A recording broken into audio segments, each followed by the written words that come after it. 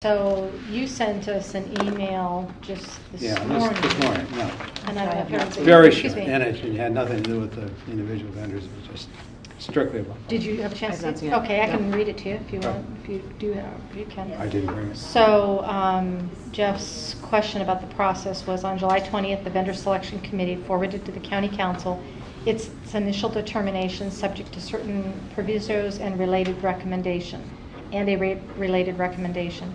The council then asked us to prepare and assemble additional questions for the vendor and to review the answers received, which is what we're doing. As to process with respect our role and our recommendation of July 20th, it would seem that all received answers bear one of two issues.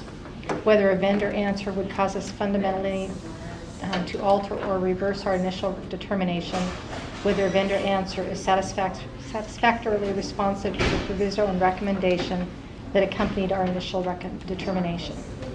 If so, our task today would seem to be that of assessing how each answer bears on these two issues, and optionally to make further recommendation as we deem appropriate. So it's really a question, I think you're suggesting is the process to look and say, is there anything in the responses that would alter our additional recommendation? Right. And that is one way we could approach this. Right. And could you take me back to the council meeting, and remind me of what their charge was to us? Try to remember. My general recollection is that they did have some debate about whether or not we should even be involved in this second round. But essentially it was, why don't you guys go ahead and vet, and what we want is your analysis and a recommendation. That's the piece I'm not remembering. Well, I kind of led that part of the discussion, and I really wanted to leave that up to this committee to determine whether or not we wanted to do a recommendation. Okay. So I think I worded it that way that we'd ask the committee to come back together, do an assessment of the responses, develop the questions and do an assessment of the responses, but then really leave it to us to do a recommendation. Okay. So we could just do an analysis. We could just say, here's our assessment of the responses that were received, and leave it to the council to, not do a recommendation, or we could put forth a recommendation. Okay.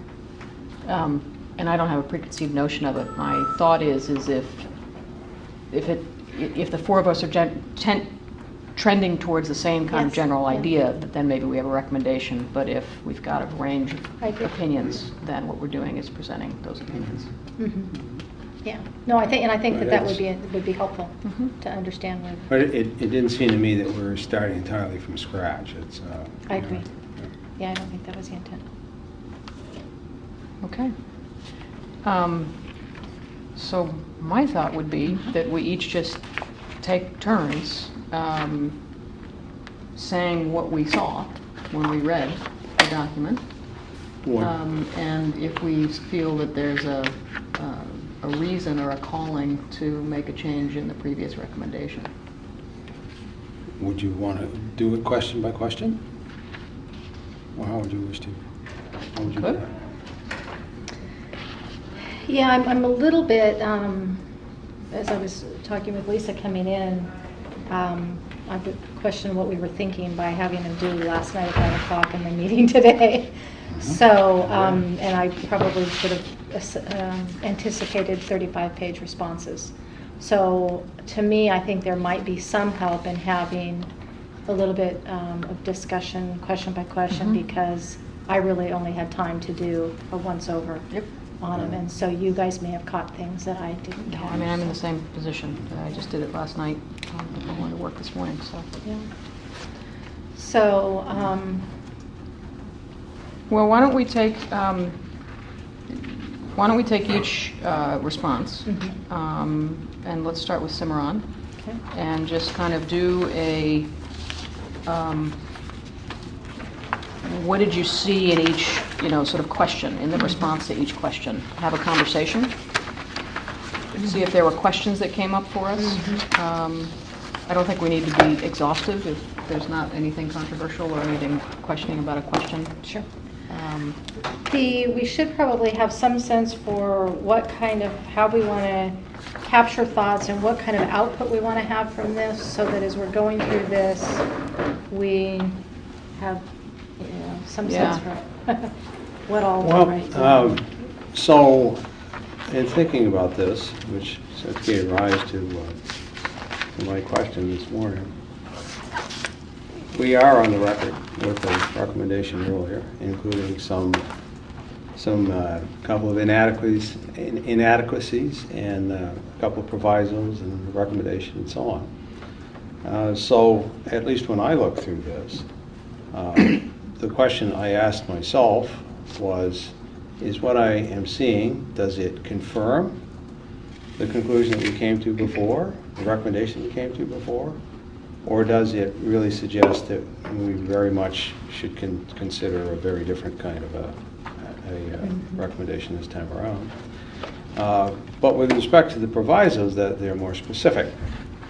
So in that case, there are a couple issues where we ask specifically for a more explicit strategy or additional information or further clarification to show us where something was strengthened and enhanced. And so we got specific things to look for there that I feel we need to comment on, because we've raised those issues before. And it seems to me that what gave rise to a lot of the questions was the discussion we had with the council about how we arrived at our recommendation and where we thought there were particular strengths or weaknesses that perhaps might be affected by further discussion if we gave them additional opportunity to answer questions, or might not.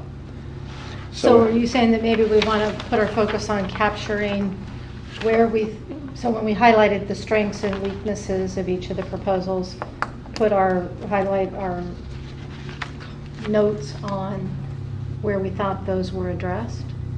Yeah, whether or not that the new information is of such a weight that it would cause us to have a very different view than the one that we arrived at before. Okay, well, I'll try taking notes on it, and maybe after we go through a couple of questions, I might stop and say, is this kind of capturing? Okay. This is being videotaped so council members could see it, right? I don't have any idea who's videotaping us, to be honest. Okay. So. Are you, all right, anyway. Yeah. The reason I asked that question was the degree to which we need to try and capture notes in detail. I mean, I'm more inclined to sort of summarize and, rather than trying to reiterate 4 hours of a meeting. Yeah, no, I don't think that would be the intent. I think it would be what I'll do is I'll capture kind of individual comments so that when we want to prepare our report, from that we can create a summary. Okay. So what I'm hearing, Jeff, is as we go through this, let's have a real emphasis on, did either of the company's respondents really shift our prior analysis in any way with their presentation? Although some of the questions are specifically oriented to the provisos. And in that case, there is a specific issue to be addressed, and then we've got to talk to that, about the advocacy of that. Okay. So, Jeff, do you want to go first on Cimarron? Not necessarily. What, on Cimarron? When you just start, you want to go question by question? Let's just go through question by question. You want one question each, Let's not belabor it. Okay, you want to just go from the first question and then go around the table? Is that the idea? Yep. Okay, so let's see what the first question is here. Financial viability. We're talking about cash reserves in the event that we're doing some financing and capital to meet the various needs. Right? So what I see in this answer is that Cimarron is telling us, as they did before, that they internally finance this, that no financial borrowings are required, and they provide some financial scenarios, but also in support of this, they provide some additional letters of commitment or of information in the back, which detail what their balance sheet is and their financial capability in support of what their position is. So in that respect, on question one, I thought that Cimarron's answer to question one was supportive of our initial recommendation. I had a question about if they're not doing any financing or borrowing, why there's such a large interest expense in every year. And I don't know if we can seek clarifying questions. We probably don't want to open that door. If people are in the audience, or can we do that? Do both responders feel like you have adequate representation here to be able to answer questions if asked? Yes. Okay, so we'll try and keep that to a minimum, but that one is pretty glaring to me. Would you guys be willing to address that? Generally in projects, regardless of where the money comes from, if there's an investment in capital, you have to assume interest. So is this an internal borrowing? So whether it's coming from the trust or internally, you have to account for the interest. Okay.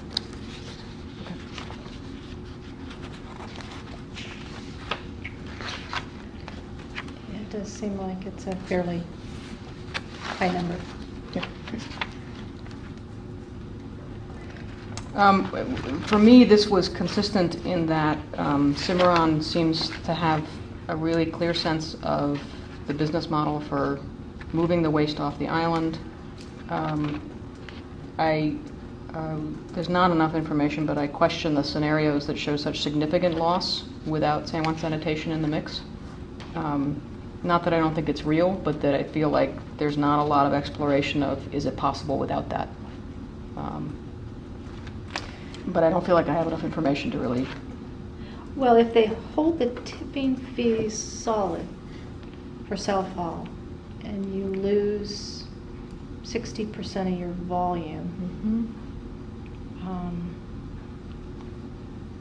again, this is again one where there wasn't time to do any financial analysis. It doesn't surprise me at all that it's fairly significant. I mean, I think that's one of the concerns. That's one of the concerns we've had, I agree. I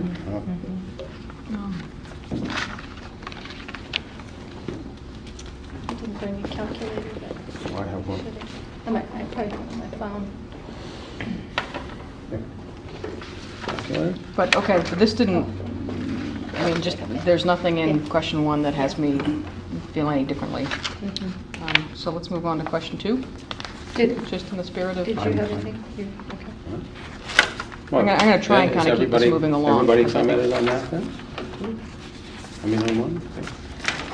Yeah, on Cimarron, I didn't have any change in perspective on that from the financials. Okay. So two, provide a plan for the management and financing of planned capital improvements.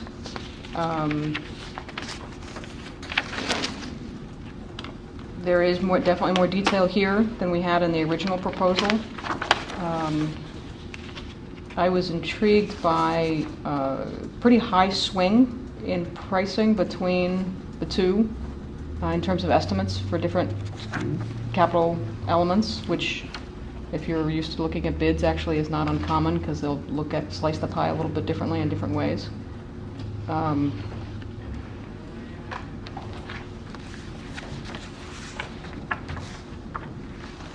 I was interested in the idea that, you know, this looks like it's sort of just on a cash basis rather than amortizing over periods of time, and I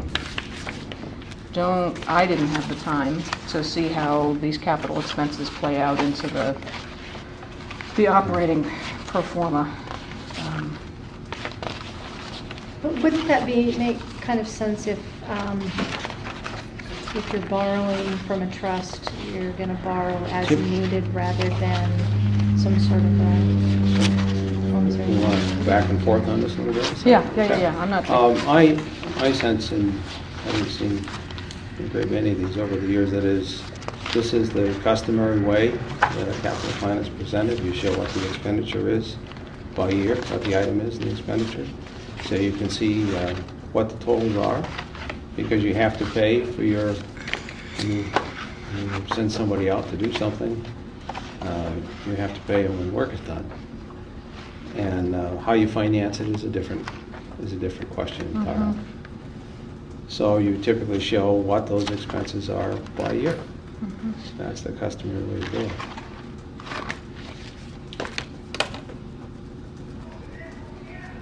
Yeah, it's hard to tell in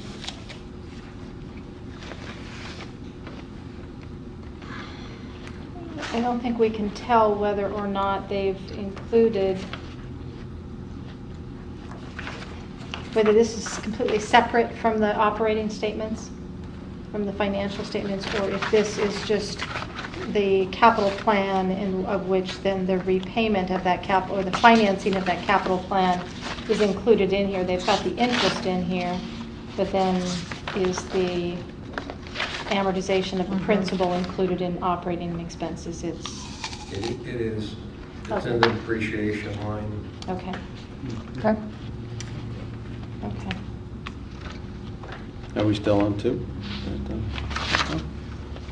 Also on 2, I noticed that we now specifically are identifying the amounts for the optional sorting facility in 2014. And also with respect to the scale, for example, we have specific additional information provided by people who are specialists in the business as to what it would cost in order to do the activities associated with the relocation and recalibration of the scales.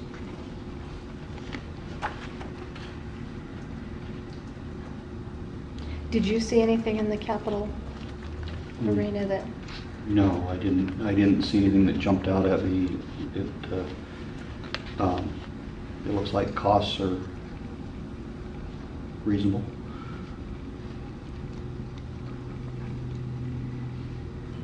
And they did provide some additional backup information on how that's going to work. So they included some gates and fencing which weren't addressed in the first go-round. So they've more clearly outlined potential capital costs.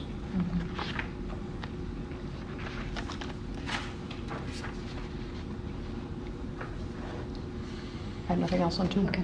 Yeah. So Russ, you want to give us the topic of 3 and? Yeah, provide letters of commitment with key business partners, articulating their role and level and character of resources required to meet commitments. I'm satisfied that they have done that with the exhibits that they provided. I think they answered our question on that one. I don't know if anybody else has any other. I also I thought as the need to be, a letter of commitment has to be exactly that.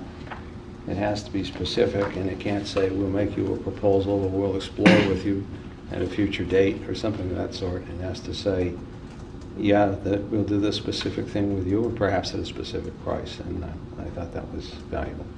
Except for, of course, Kentech, which is. Oh, Kentech is a red herring, in my view.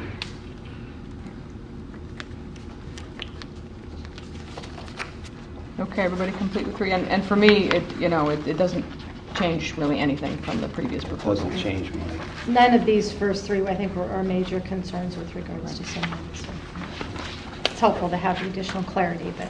Yeah. So the 4th one was provide evidence that your organization can obtain a performance bond. Well, I'm just Question thinking. 4. And permits. Question 4 is provided. Oh, I'm sorry. permits, Providing for permits. all necessary Permits. permits that are likely to be in place when needed. And to be honest, I'm not sure I remember seeing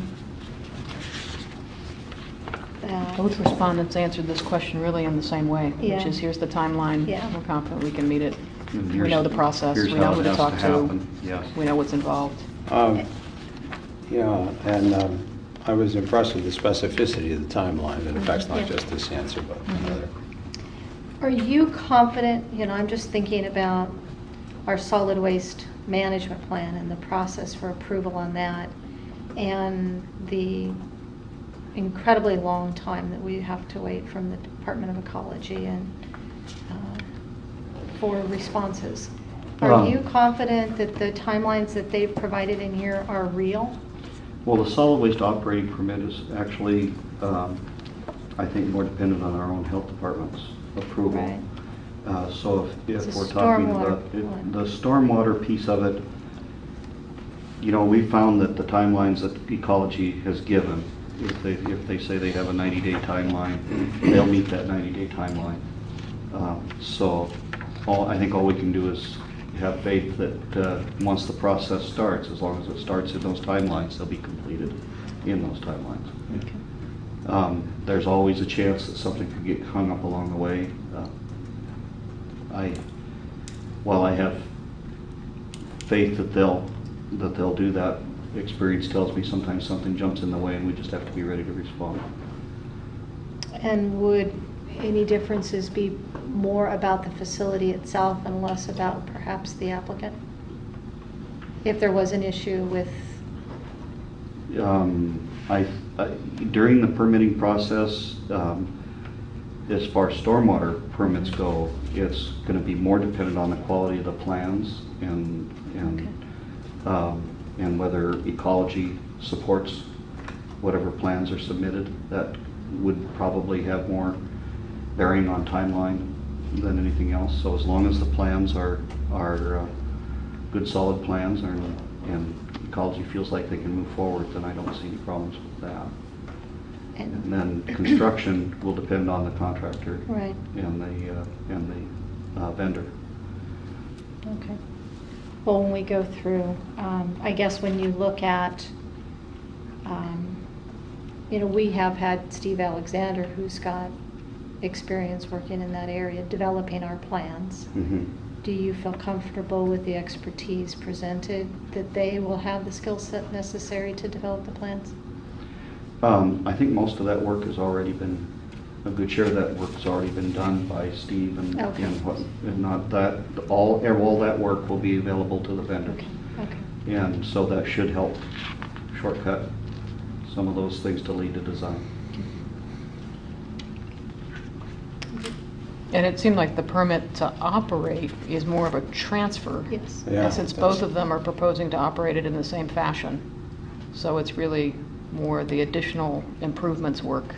It That was my should understanding. Just help initially. with the health department's Yeah. evaluation and Yeah. getting that moved on, yes. Okay. So Jeff? So the performance bond should, that's just, Well, that was your interesting. question, so what's your thought about that, about the performance bond?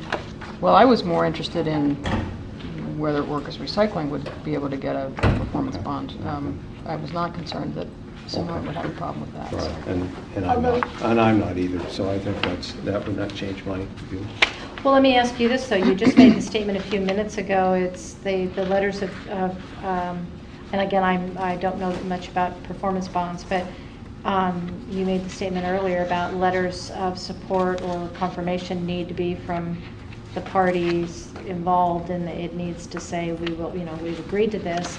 Theirs is really from... You have to have the Theirs is from- wherewithal to be able Yeah. to cover it.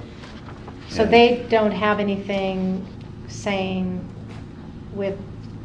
they've just got a thing from their CPA saying that he doesn't think that they would have any problem getting a performance. But he also says what assets they have. Yeah. Which significantly bears on that. Okay. Do we know the level of performance bond that's going to be required, or is that part of No. negotiations? That's part of the negotiations, my understanding, because that was part of the challenge. I'm sorry, I was, The amount level of the performance bond that's going to be required? yeah, I don't believe it's I thought it was- specified in the RFP. I believe it will be. I think it was And the dependent upon performance the that amount we're of asking to service. have guaranteed is the removal of waste from the island for public health purposes, right? That So was it's not the entire operation, it's, But it was also, I think, to ensure transition of the facility, so not just public health and safety, but then also to make the transition, the lead time, to cover the cost of operating the facility during that transition period. However short that may be. But that was my recollection. Sure, we've got a going concern. Cost of operating it during the transition.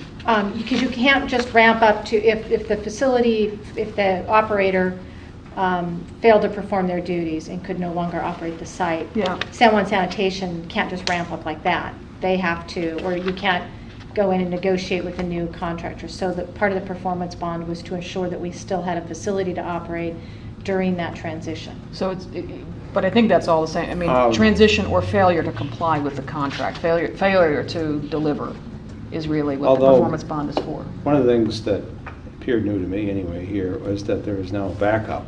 Cimarron has indicated backup with our RDS in Ferndale. So that risk is ameliorated by the availability of that backup. Okay.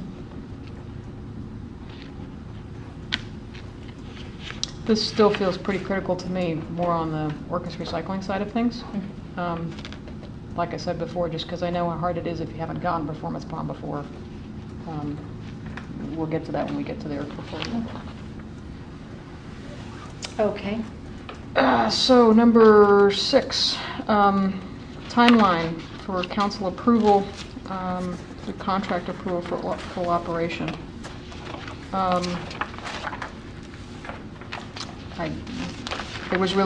This was helpful additional detail, but in the spirit of how we're trying to frame this, I see nothing here that illuminates or has any change from the previous sort of assessment of Cimarron's capacity. Other than it's a professional presentation of a schedule, when you've got a complex set of things that interact.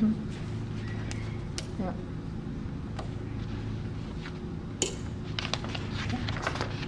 And, I mean, I'll say this on both sides, I learned a lot more about the process reading these proposals than I had the previous one. It just, you could see I agree. in the world of school teachers, they were showing their work more, which makes it easier to understand. I agree. Well, it really helps to understand how well they thought through the process. Yeah. And how what their level of knowledge is of the Yeah. process.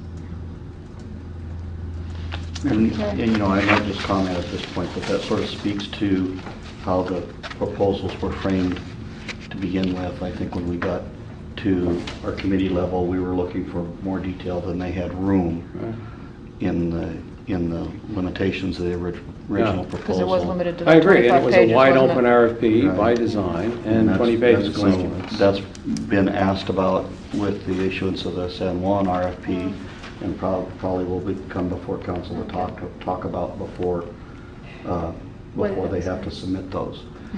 So That's a good point. sort of I'd learning. forgotten they were limited to 20 pages. So we're learning as we go on this process. And so I guess my point is it shouldn't reflect on either of the vendors that seemed to be an issue to us. Yeah, I agree. Yeah, that's not Yeah. material. I was just interested. I learned more this time through. Okay. Okay.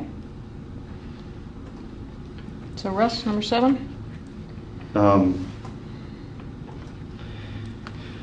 I think there's a little more detail in this answer. However, it doesn't change much from what they had initially talked about. I think that they gave us an answer on this one, and that we shall just have to suppose that it's interesting to me that both proposers are talking about the same Picking up the same key Yeah. person, So- which Ronnie's got job security, yeah, that's nice. Yeah, I thought that was useful. I also thought what was useful, we have substantial capital investments here, capital projects. And there is a specific indication here that additional temporary jobs will be created here that will benefit local contractors and vendors. And I thought that was a useful addition. And my concern here remains, just as it was before, that the main management positions are off island. We don't have that management level employment on island. Mhm. But otherwise, it doesn't change my perception of Cimarron in any way. Although I thought that the original proposal didn't go so far as to confirm that they were going to retain existing employees. I thought they They were did not. No, that is new. Yeah. It didn't, and apparently the RFP said don't contact county employees, is that right? Or don't try to solicit county staff? I don't know if I've that's seen that. actually the verbiage in the RFP or not, Okay. Okay. without going to find it. Okay, Patty, question 8? Provide a visual diagram of the traffic flow for planned site configuration and operations under 2 scenarios, one with use of parcel A, C, and D, and 2 use of parcel D only. And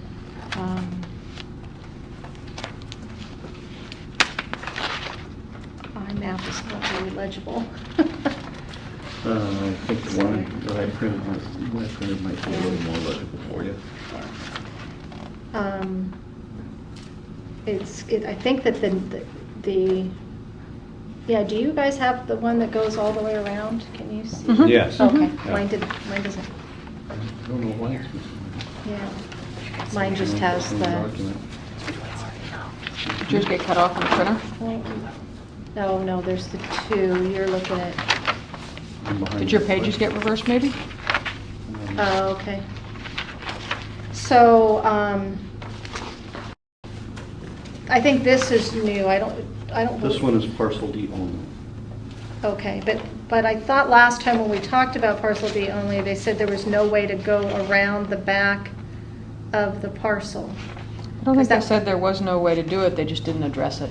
Okay. So I think- Because I I think what remember they've done having some is- conversation with that when they were doing the presentation and actually asking if that was feasible and being told that no, because that's where the sorter was going to be.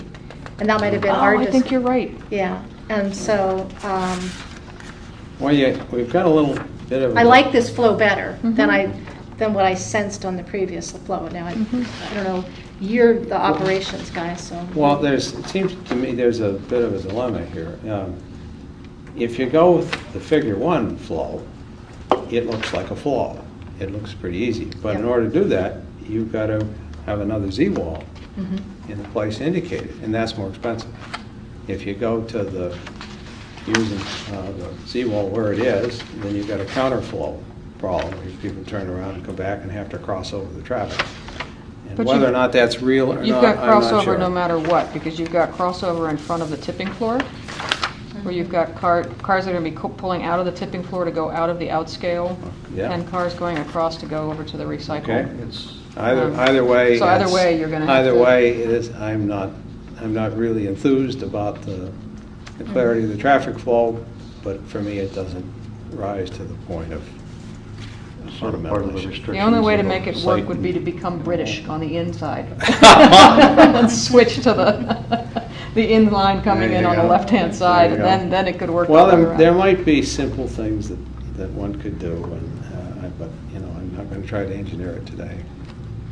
What I do like about this is that I do think it does, other than that traffic challenge, I do think it keeps a nice, clean, simple use of parcel D. And it doesn't require, other than the Z-wall, it doesn't appear to require significant investments in the road work in order to make it happen. Well. No, I mean, yeah. out here in the public. Right, public right. road. Well, and there is a road around that back. It might have to Yeah, be moved. the one they're proposing is actually further north, but. Yeah. And of course, it's just a general drawing, so they would, Right. that would be positioned wherever it could be. But it may be, so this is another question for you guys. Are you contemplating a different road location, or was this diagram schematic using the existing gravel road that's back there? Actually, we would put a new road in. Okay, in order to get more distance from the potential baler or the backside? Yes. Okay. Okay. Is that in the capital facilities plan?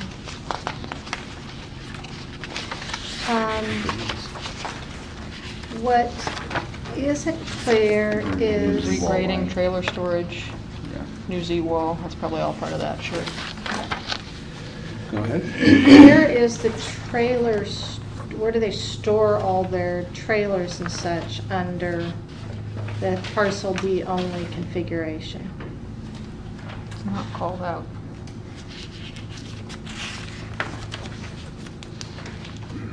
It would be the hurdle they would have to cross. And there's adequate space back there for that.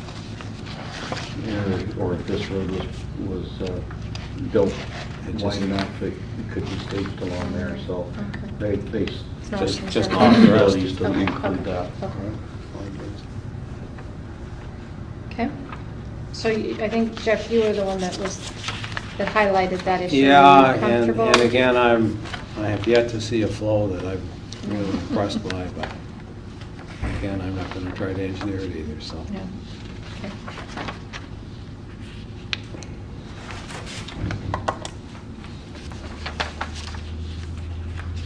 So, where are we now? Number 9. Number 9. I guess I must be 9. Would there be any changes to your proposal if you were only granted long-term access to D in order to provide the new services? And is the answer sort of spread out here about but They had already answered it to they begin clearly with. they clearly want the combination of parcels. But there's But no the- change here from their previous proposal. Right, but their proposal really did do it, in some cases, for consistency, wanting to ask both vendors the same question. Yes. But And- their original proposal did, already articulate the And- difference in cost and things. And in fact, that was one of the reasons for our exception in our last recommendation, is that both of the proposers wanted more of the real estate than the RFP was, said was available. They did, but Cimarron said, if you don't give it, here's the impact. They And here's- gave us that. They gave us, and they Yeah. gave us a quid pro Yeah. quo Yeah. specifically Yeah. to address it, yeah. It will cost us more and we will give the county less, was the answer. Right. Okay, we ready to move on to 10, Mhm. professional references? I don't think there's really anything to, I mean, there is clearly some litigation that's occurred, but it seems like, and it would be, I guess my question here is this doesn't feel like something that we on this committee really I think you're right. can address anything with in terms of No. investigating the specifics of that litigation or making the phone calls of the professional references. It seems like something that staff should do. It's- yeah. Well, I did talk briefly with Randy about this, and, he said, because again, we didn't have the responses back at the time, he said, I would expect that they would disclose litigation.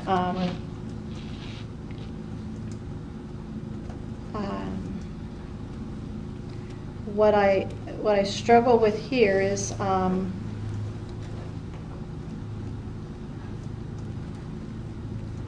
I know of a litigation case. I don't know the exact timing of it, and I don't know if it's not disclosed here because it's outside that timing or if it's within that timing. So. Well, that's an intriguing statement. Where do you think about Skagit County.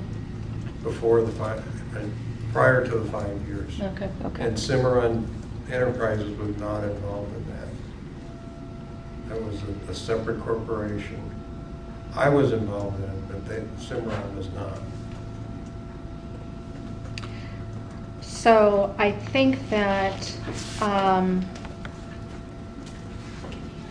I think for our purposes, I fully expect that this will come up in the council discussions and they'll ask for additional, I think we've tried to fulfill our responsibility here by establishing the 5-year time frame. And I fully expect that this will be due diligence that the council will want. The main concern here would be if there's any other information that illustrates that there's not full disclosure here. Right. That would be a real concern to me. Yeah.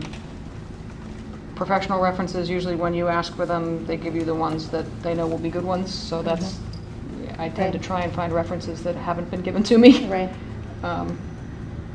But okay.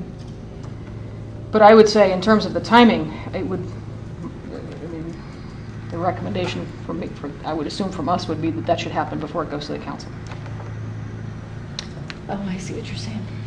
That staff should do this, although if council's doing this on Tuesday, well, that won't happen then, I guess. I think that also this is gonna happen during the course of Contract negotiation. of contract negotiations. That those Yeah, but you don't want to exposures enter and into whatnot. contract negotiations if you find out that there's been hypocrisy and, Is this something? I mean, I'm not suspecting that there I know, is. I understand. Is this um, something you could get Ed Hale to do a check on in the next day or two? You probably can't do the litigation side of things, but certainly Right. could make reference calls. Yeah.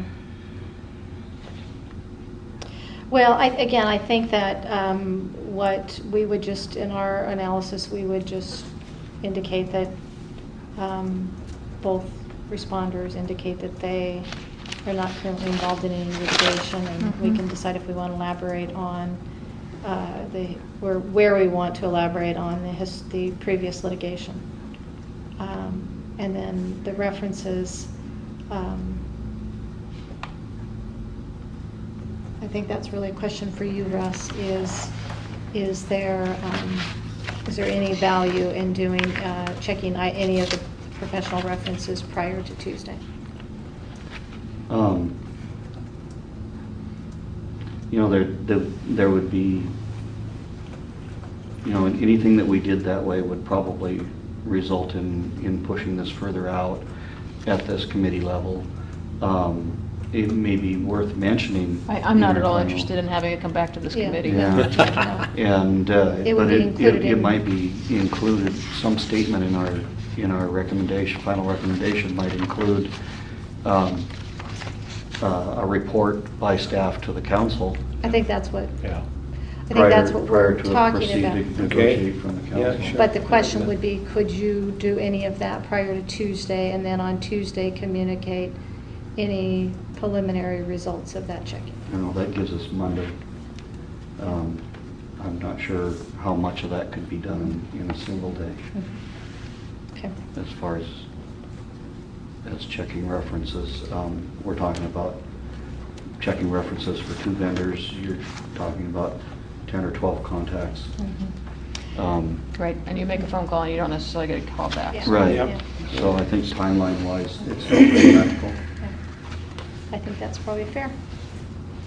Okay. So I think our report will just be around the, here's what's provided, and Right.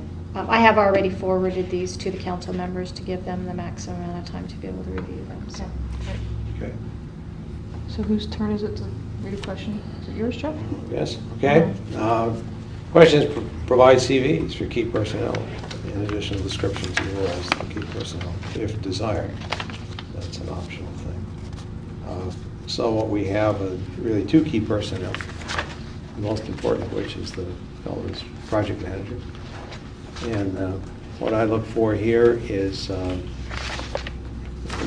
one of the thing I'd say this with respect to both proposals. One of the things that I never fail to be impressed by is the quality, the extent of the backgrounds of the people who are our neighbors on this rock.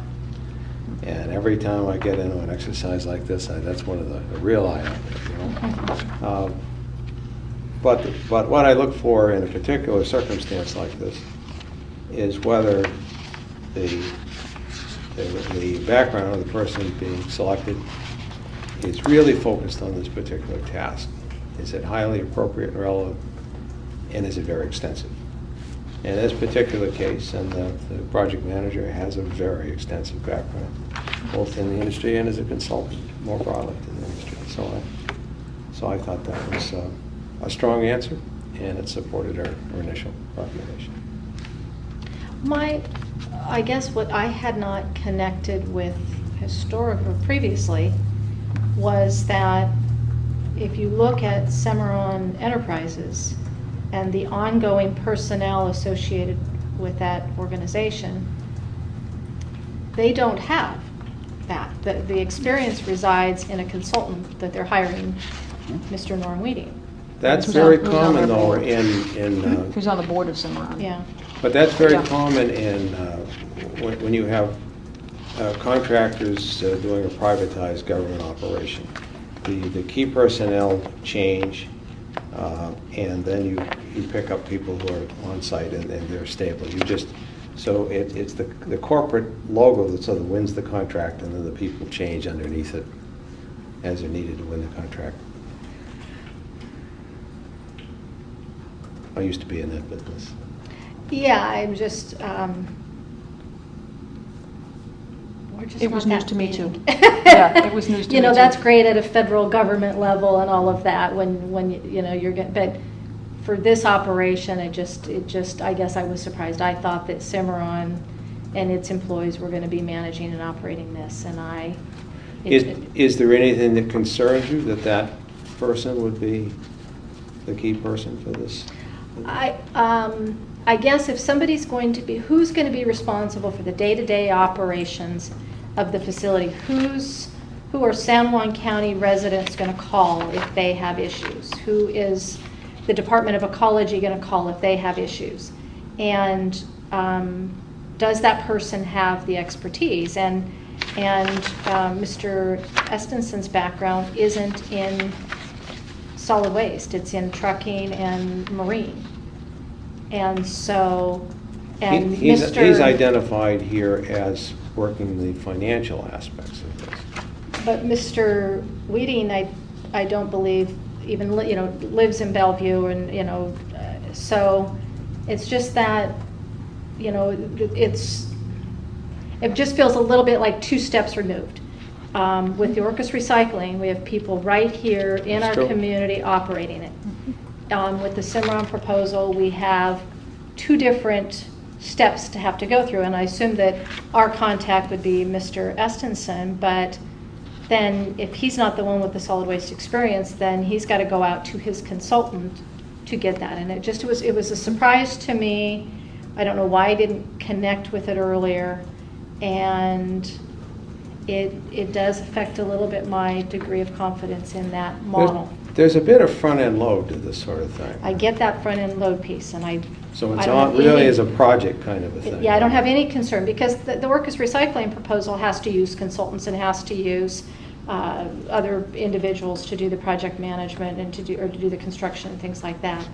I'm more worried about, once that's up and running, the day-to-day operations, Who problem solves? yeah. When lightning strikes And and the scales don't work. I don't think that's Ronnie's expertise. I can't speak for what Cimarron might be planning once they're up and running. They haven't named anybody or have a... Yeah, they have. Well, They they said said- that Ronnie's going to be the site manager. She'd be the one on site. Well, I know that a day-to-day operation, she's done well. Yeah, but examples of, the truck breaks down, or the excavator breaks down, or the scale breaks down, who's going to be there? Who has that skill and expertise? There are, things can go wrong here and things can go wrong elsewhere.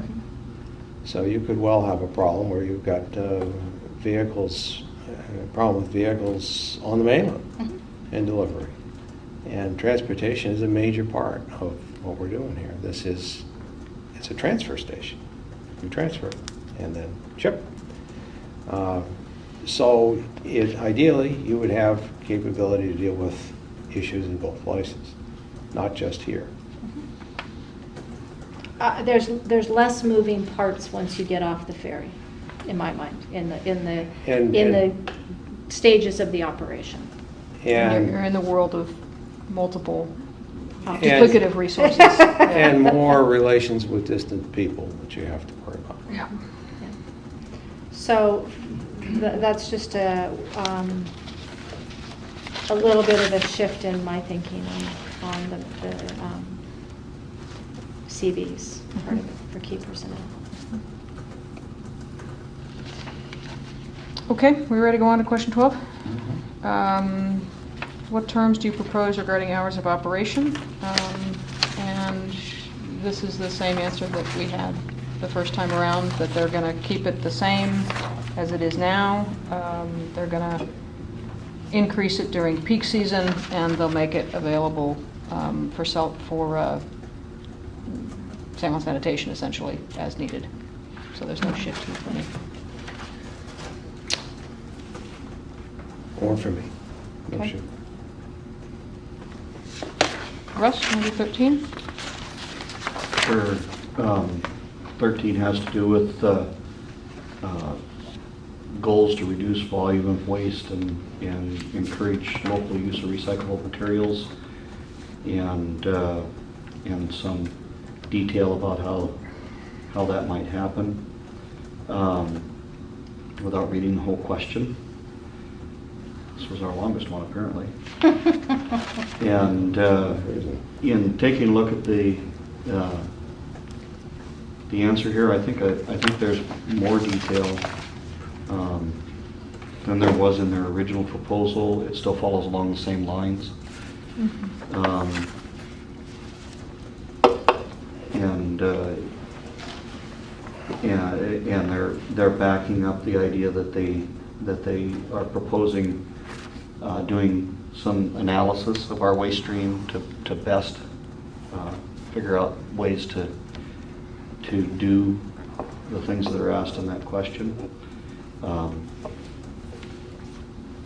I don't see a lot new in there. I just see a little more detail. One of the things that came up earlier when I first got involved in helping the council to model the solid waste issue, was that the composition of waste does vary everywhere, and we just simply don't have a very good handle on our composition. And that really has, right from the start, it's been clear that throws a lot of uncertainty in everything that we do on this, is not knowing what that composition is. It's very hard when you go to make a capital investment for something. You need to be pretty sure that you've got the market lined up that's going to pay for it, and you know you've got the supply. And unless you have that knowledge, it's a little unrealistic to expect that anybody's going to put down real money that is going to affect their, particularly if it's going to affect their business, it's going to affect the bottom line. So that's just an uncertainty we just have to live with, and I think it does. Perhaps it should have some effect on whether or not we want to just turn over all the parcels and all the land, or keep some of it for the future in case things change in a way we don't expect. This is one of the supplemental questions. This is one of the provisos. So this is an important question. And I thought the additional detail was helpful, particularly about what they would do with it, with the sorting, and why wait, and what factors would be involved. I thought it was useful. Also, though, there are some other things in here, and that's I think it's in this question. About retaining virtually all of the current recycling programs offered at the Orcas site, making improvements to metal recycling, accepting yard waste or organic materials for recycling, and specifically having a number of things that they would do with the exchange. And they outline, not just in this question, but elsewhere, and so on. And also, a fundamental problem we have here is there's conceptually a conflict of interest between being in a business in which your profitability depends upon volume and being in an activity or an organization whose mission in life is to get us to reduce the amount of waste that we generate, reduce that volume, and to locally recycle some of our products. And I don't think we can eliminate that conflict altogether. But to some extent, there is a market incentive that works against that conflict, because it costs you anything to move something off of this rock. And if you're going to haul something to the landfill, as is pointed out here, it's going to cost you $80 a ton. And I don't think that number is likely to go down. We know what it's happening to, ferry fees and the like. So at some point, the hope is, at some point, that we're going to have the incentive to take some kind of technology and take part of this waste stream and to turn that stuff around before it leaves this rock and find another use for it. And we got to have some way to do that for the long term, because it isn't going to pencil out right now. And so it's trying to do it with a very near-term business arrangement is probably not going to get it done. So in the long run, aside from just the job of finding somebody to make sure that, when the gate goes up, that we're going to take all of the waste off every day and it's going to be open a little longer, we're going to get a lower price. Aside from those wonderful things, in the long term, we should have some way to say we still want to keep watch on this, and we need to have reserved some capability in our pocket. If we were to go with this particular vendor and they choose not to do it, they choose not to make that investment, we need to find for ourselves some way to protect the option to develop alternative ways to do that at some point in the future. So I'm satisfied that there's a clear plan here, there's a clear strategy. But I'm not certain that it's going to satisfy what ideally we should want going forward. So it just says to me there's some other work to be done at the end of the day. And Cimarron's response to this question didn't satisfy me in the sense that my hope that what I would see was oh, I get it, or we get it, we Cimarron get it, you guys are committed to waste reduction, and we get that waste reduction is a partnership between the people who live in the community and the provider, and that there has to be a constant dialogue and an active engagement going out from the provider. And as you're saying, the market's changed, so you're constantly tinkering it, you're constantly working it. And what I got here from reading Cimarron's was, we're willing, but it's sort of a passive, kind of way of describing it. And I don't think this is a passive activity. I mean, if we're really committed to this as a goal, it's a very active, highly engaged activity. You're going to try one thing to reduce, and then the market's going to change, and you're going to have to communicate with the public, well, we thought this was going to work, and it doesn't, so now we have to try this. And to do that, first you're going to need knowledge of what the waste stream is, right? Right. And you would start at a low level with something. Mm-hmm. So you weren't under the pressure of deadlines because you'd taken out a loan or you committed to delivery or something. You'd want to be able to develop things on an experimental basis. And then when you found the market and you got the technology and you were sure you had enough of the right material and you could get it and so on, everything you need to do, Go on to something else. then you got yourself something you can launch, Mm-hmm. and then you make a little money from that and use that turnaround and use that to do something else. And that's really one of the things I had hoped out of this process that I would see coming out of one of these. And unfortunately, I have not seen it today. Well, I agree with Cimarron's strategy of, kind of stay where we're at right now, do the sorting, figure out what's the mix, and then kind of a strategy that evolves really from that based on what the mix of our waste is. But that's what it was articulated in the original proposal, and this doesn't have anything to do. There's nothing new here. Right. And I think that's smart and wise to not try to change too many variables out of the gate, and and their appreciation for the first step of that should be assessing what our composition is, because I think to develop a strategy without even knowing what that composition is, I question the strategy. I agree. So I agree with the process in which they're proposing.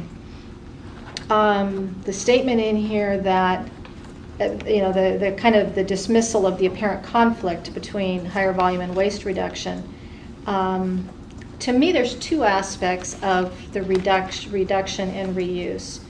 We have the highest tipping fees of any county in the state. Our citizens have the highest cost of disposing. Some of that is the nature of living on an island. So my hope would be that to the extent that we can find new ways to reduce waste or leverage the value in that waste, it's not only to the benefit of the provider, but it's to the benefit of the citizens in terms of reduced tipping fees. The Orcas recycling service specifically acknowledges that. The Cimarron kind of says it's to our benefit, and I would have liked to have seen it's to all of our benefits, or some acknowledgement that I would hope that any benefit there would get passed on to the citizens. Because Yeah. again, we're starting with the highest tipping fees in the state. I agree. So that was disappointing to me.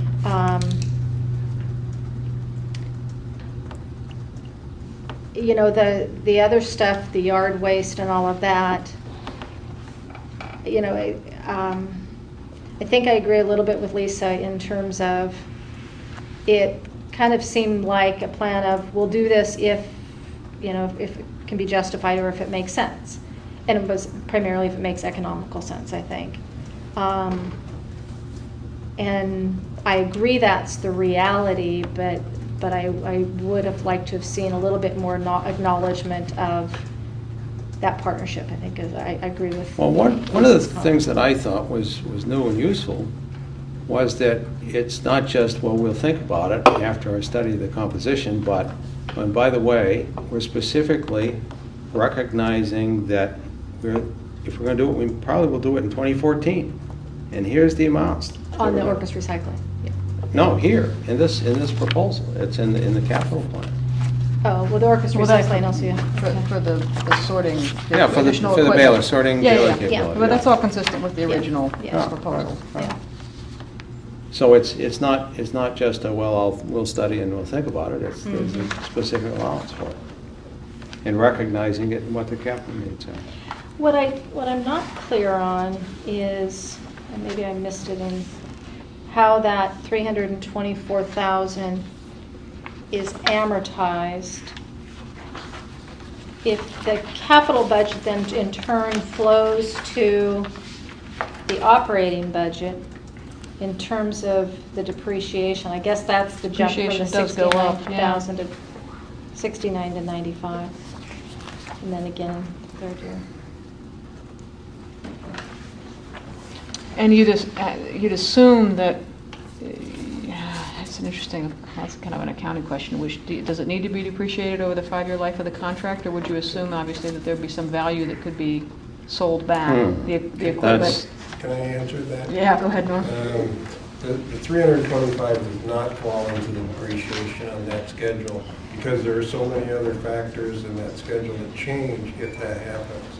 You've got higher labor costs, you've got changes. So this in is the scenario value of one. material. Okay. So there's too many things that change to put that in one spreadsheet.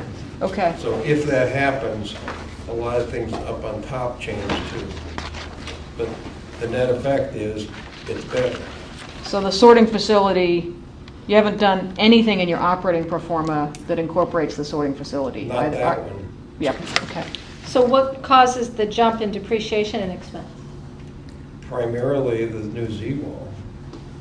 And tipping floor resurfacing, maybe? I mean, those things that happened in 2015, that's not enough to justify. Well, you're taking in Oh, the 2013, Z-wall. you're only amortizing the 123,000, and then in Right. 2014, you're amortizing the 123 Yep. plus the 151. Yeah. Okay. So, so that doesn't include the sorting station. So, yeah, but that's also consistent with their previous answer, that you can't anticipate revenues or expenses about the sorting station until they've had the chance to evaluate the waste stream in the first year. So they have agreed to guarantee fees, I believe, with or without the sorting? That's a little ambiguous. It says would also result in higher operating expenses, but the fee schedule appears to be guaranteed. But I didn't know if there was a line that said that if the sorting bailing capability goes in, there'll be higher operating expenses. I mean, from a business model standpoint, if the sorting line goes in, you end up with commodities. That you can sell and you get additional Yeah. That's revenue. right. So it should So increase not knowing both. what You that wouldn't do is. it if you didn't think Yeah. you'd get additional incremental revenue to cover the So- incremental. it's consistent with the idea they didn't provide is. information about that because they Sure. don't know. Okay. Okay, are we done with question 13? I don't remember where we're at. 14. Patty, 14, we do. detail the arrangements by which CE operations would remain compatible with those of the exchange. I don't think there was, the only thing that was new to me was the continuing to provide an area where transfer station customers set aside items that they believe would be of interest to the exchange. That kind of implies that there's an existing area, and I didn't think that there was an existing area. I guess maybe it's the customers pay for the waste and set it aside if the, Well, yeah, I'm not sure that we currently, we don't do it formally. The exchange They may kind do of it comes over and informally. picks stuff out, don't they? No, we don't encourage the exchange to show up on our floor Okay. looking for yeah, things. that was one of the complaints I But heard from occasionally, them. if there's something there that's really obvious, our personnel will set it aside Okay. and tell them it's there. Okay. So the customer's paying for it as garbage, and then it's being set Right, aside, yes, so it's but not an opportunity. It's not a formal arrangement. Got it.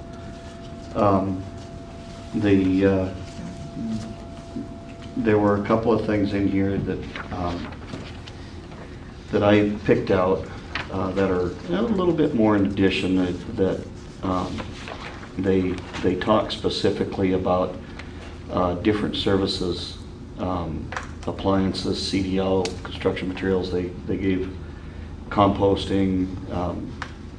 That wasn't spoken to in the original proposal.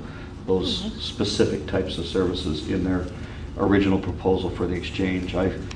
One of the reasons I was interested in this answer was that simply, I thought in their original proposal, they basically said we're going to help them build a better parking lot, and that was about it.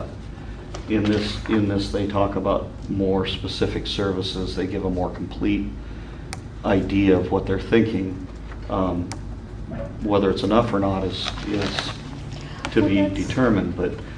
So you're reading this answer, because to be honest, that was what I expected to see in question 17. So I think I read the answer to question 14 below differently. So what do you mean by that? Well, question 17 is if we were going to contract with both responders, Oh, yes. how would you propose the division? Yes. Mhm. And the way you're reading the answer to number 14, Russ, is that you're reading that Cimarron would. Well, in all honesty, we asked the question number 17 of both responders, but we asked a specific question number 14, which really could have been part of question 17 for Cimarron only. Okay, I guess. And so I don't think you can look at question 14 without actually also looking at their answer to 17, because they aren't framed the same way for both responders. for No, both I saw it vendors. differently. I see, like, if we give the contract to Cimarron, what are you going to do with the exchange? That's question number 14. Mhm. Yeah. And 17 is different. It really is. If we shake this up and we say we're going to contract with both of you, Yeah. what do you recommend? Right. Right, and this, So, and I didn't see anything really new if we give the contract to Cimarron. In their previous proposal, they said, we will work with the exchange. We will provide Right. the opportunity for the exchange to pull things out of the waste stream. We will. Well, but I guess now that I'm rereading it and I'm hearing what Russ is saying, is number 14 actually saying that they would give them the operation of the self-haul recycle area, yeah, I thought which this. is new, which is. That's right, and I thought this was a positive thing. Oh. There's So a to me, list of- 14 and 17 are duplicated in the way they've answered it. There's an intent here to work with the exchange, but this is a competitive process, and I wouldn't expect that to go too far in this process. But here, there's an expression of intent and declaration of specific areas. I think, though, even though this is not the kind of thing you can solve entirely up front, if you're going to have, and I certainly expect we will have, you're going to have an exchange operating for the long term, working on recycle activities, at least. And if you were to do Cimarron, I mean, if you were to come out this way and Cimarron to a transfer station, those two guys are going to be working together for a very long time, and they're just, things are going back and forth, and materials and so on, and there has to be at some point a mechanism for on-site people to work out differences that occur every day.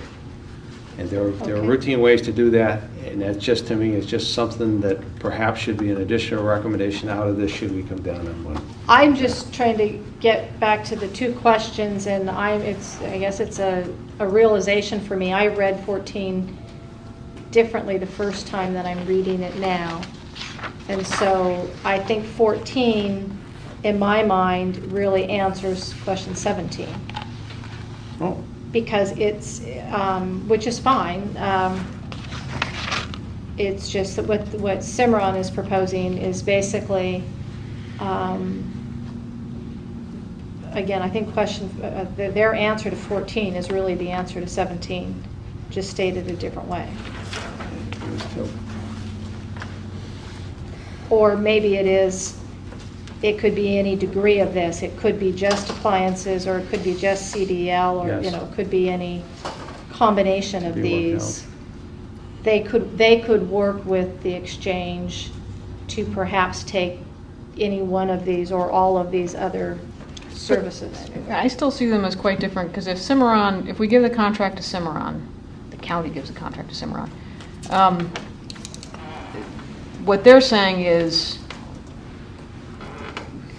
I guess I'm still not seeing that this is that different. We will improve parking for the exchange. We will look for opportunities where there might be some things to divert out of the waste stream, and we'll work with the exchange to find a way to process that. But there'd be no commitment to it. There'd be no contractual obligation. And I think you're right. It would really come down to what's the interpersonal relationships on site that are making that happen or not happen, which kind of goes back to your previous concern about who is on site and who makes decisions. This opens the door. I mean, we're talking about an initial determination, if we were to go this way, an initial determination that gets you into contract negotiations. And the contract negotiations then pick up on this and make these things specific. They turn these things into commitments. Now, if you happen to have... As long as you can measure them. Well, yeah, I mean, but they're contractual. And that's what gets back to the mechanism. See, it's a combination of having it in the contracts, and maybe the county stays involved, having a mechanism, and having personalities. Mm-hmm. And it's the three together really get you a harmonious operation. Without them, it's going to be a little spotty. If you had two entities that were both secure in their own worlds, and they both had some contractual authority, and that might make it a little easier, but I'm not sure we're going there. I don't know.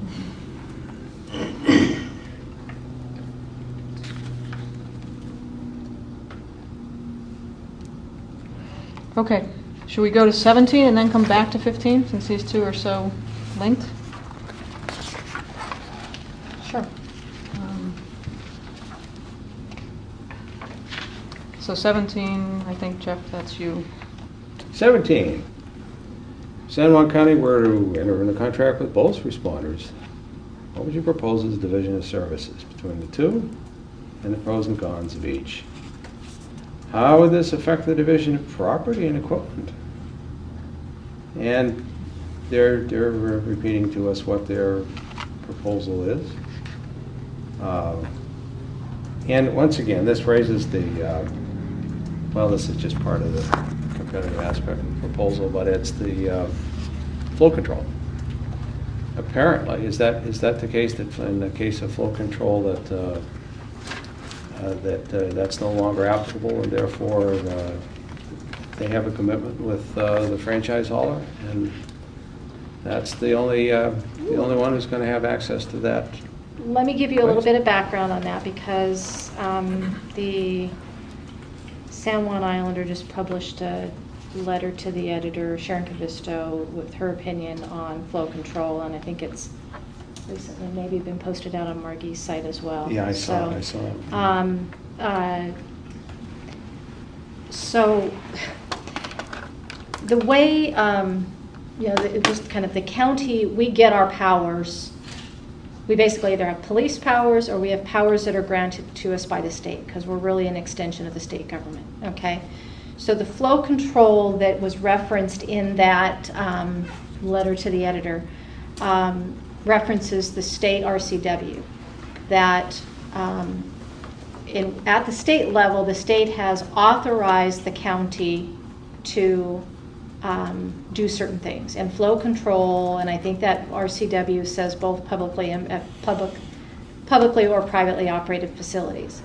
But the key in which, and unfortunately, Randy's legal opinion wasn't requested, and so there's some missing piece of information to that. The way Randy has explained it to me is, even though the state authorizes, any authorization from the state is subject to it being allowed under the U.S. Constitution.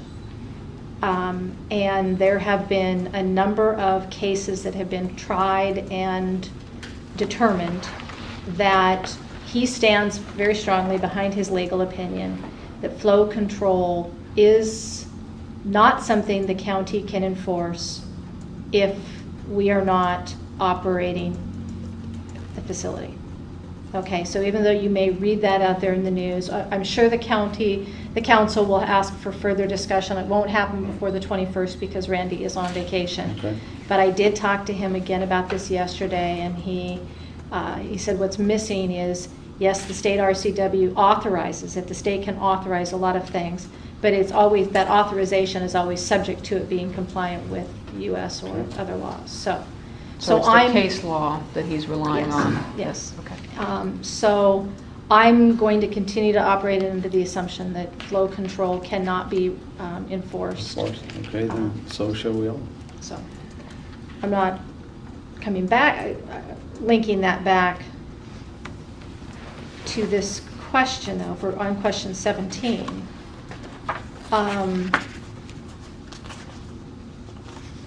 Basically, the way they answered question 17 is, if you were going to split it, the logical place to them to split it would be have us operate the solid, the garbage part of the business, the transfer station, the tipping floor, receive San Juan Sanitation's garbage, and contract with the Orcas Recycling to handle the reuse and recycle. They're kind of silent on some of that other stuff, although that was part of it. In number 14, they kind of suggest some of the other reuse stuff could go there. So it seems like a logical split to me. I have no issue with it. Key details that would need to be worked out. If I were in the recycle business, I would certainly want to know how much I can get off of that tipping floor and what it's going to cost me in order to run my business. So that would have to be. Well, that's an interesting point, because what the risk you do run then is, by separating it at that point, do you take away the incentive? Maybe, because if you take away the incentive to do that sorting. That's true. I'm just thinking through Yes, this go out ahead. loud. There's a benefit to Cimarron for being able to potentially still sort it. They've already been paid for it as garbage, so they've received the revenue. They could still sort through it, but then they'd have to be willing to pay. You'd be adding another person in the flow. Orcas Recycling couldn't afford to take it with no revenue and have the costs of processing it. Right.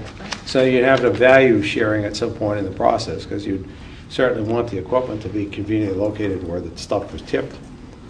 So it sort of fits over there, but then it's a question of what do you do with the end of it? Do you put it in a bale and ship it? I think we're walking a bit away from Cimarron's answer. I think that's true. Well, no, but I'm having this discussion because I think it's part of our I'm starting to think about how our Right. a recommendation split. might shape.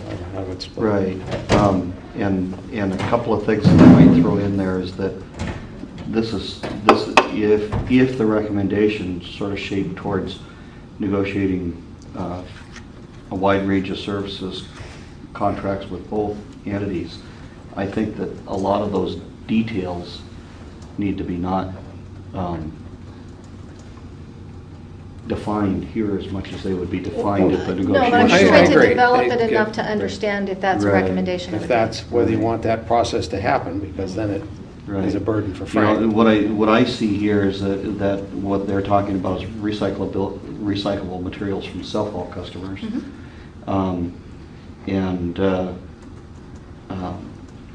And they really aren't talking about stuff that comes to the tipping Well, floor. But your point, Patty, is about no matter who has the contract, if San Juan Sanitation is collecting recyclables and delivering them to the site, the question is this where you were going? Is there the economic incentive for the transfer agent to then source separate those on behalf of San Juan Sanitation? Is that where you were going? Well, no, actually, I was going to the garbage part of it, where part of the Cimarron's original proposal was to put that sorting facility to separate the garbage and pull out as much recyclables and Okay. reuse items. So I was going even a step further. I hadn't, to be honest, thought about San Juan Sanitation hauling the recyclables. Yes, if they've got to dump them onto a tipping floor, or I guess they dump, San Juan Sanitation collecting recyclables. Right now, they currently dump it on a schedule on the tipping floor and it gets loaded into the long haul containers. And is that the current plan, to continue that once they start doing residential? Yes.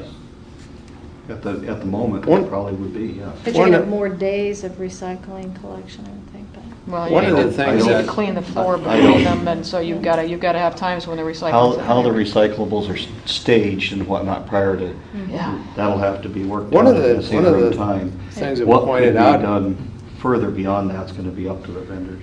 One of the things we pointed out in here is that if you collect your recyclables and put them in a packer truck first, they're compacted and they're not quite so easy to deal with. when you It's, get it. yeah, I wouldn't, Well, I So you think that that's statement not- was You think that's a around. not, you think that's a, not a, they're the ones that would be easiest to deal with. I don't think they're compacted any more than what's already done at the seawall with the backhoe. There's not a lot of difference in how the material's treated. In terms of division of labor, I would think that the easiest divide is to get self-haulers to voluntarily source select at home, to separate your waste. And at least just a thumbnail poll among my neighbors and friends, we've done it before and we're quite willing to do it again, you bet. And if we think there's a process here that's, particularly if we get a break in doing it, you bet, you know? We'll source it, and if it's in relatively small volumes that somebody could deal with on a more experimental basis and work with, potentially. Yeah, I think that's probably my least concern, because if you self-haul it and it's non-compacted, it's easy to be able to put it in sorting. It's the San Juan Sanitation packer trucks that have packed it all together, and the only way to empty that packer truck is to dump it onto a tipping floor. And if the tipping floor is operated by a different vendor, then you're further separating your recycling stream. The only recycling stream that comes in has the potential, with this proposed separation, the only recycling that could come in, I think, to the exchange would The be to the self-haul. self-separating. Well, and I mean, that really does get to the whole issue of San Juan Sanitation. To me, is still not clear. I get where San Juan Sanitation wants this to go,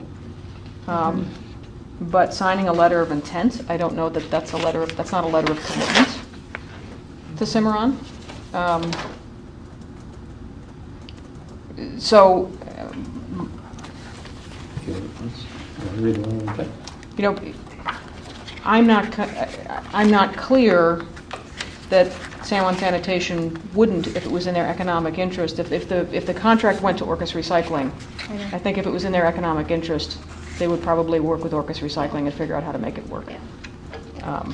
I think it's extremely unfortunate that San Juan Sanitation's taking this stance. Chose sides. I agree. Yes. because it muddies the waters unnecessarily. And it, yeah. But they I have. get the need to have a certain level of tipping fees. I get that, and I get that the Well- original Orcas recycling proposal had significantly higher tipping fees. And so when I we get get that. there, there's Yeah. a shift, Yeah. so. So, but if we're talking about, for me, as I look at, and when we need to go through the Orcas recycling, as I went through all of the Cimarron responses, it provided additional clarity on a few things, but it really didn't fundamentally change my perspective of that proposal. And so to me, the key in that was, where is the split if there is a split? Let's just go back, because I think we've now exhausted question 17, and Okay. there's many more tangents we could go on, but. Well, I think we're going to have to come, to me, I think it's all going to come down to that. So I think we're going to end up coming back to that.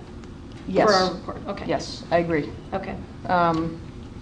So, question 15, just to backtrack, and then I think we'll be done with Cimarron Okay. and go on to Orcas recycling, is detail a plan for outreach in order to inform and assure the public about the impending revisions.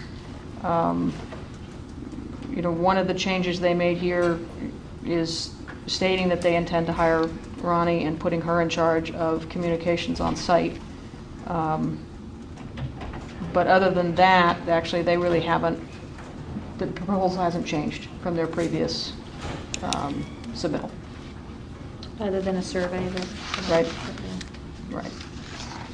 Of course, if I want to know what changes are coming, if I didn't, not involved in this process, when I next go to the dump, I ask Ronnie, what's happening? Right. What's And going to be it is the happening? most effective, yeah. Mhm. Then we gotta do 16. Well,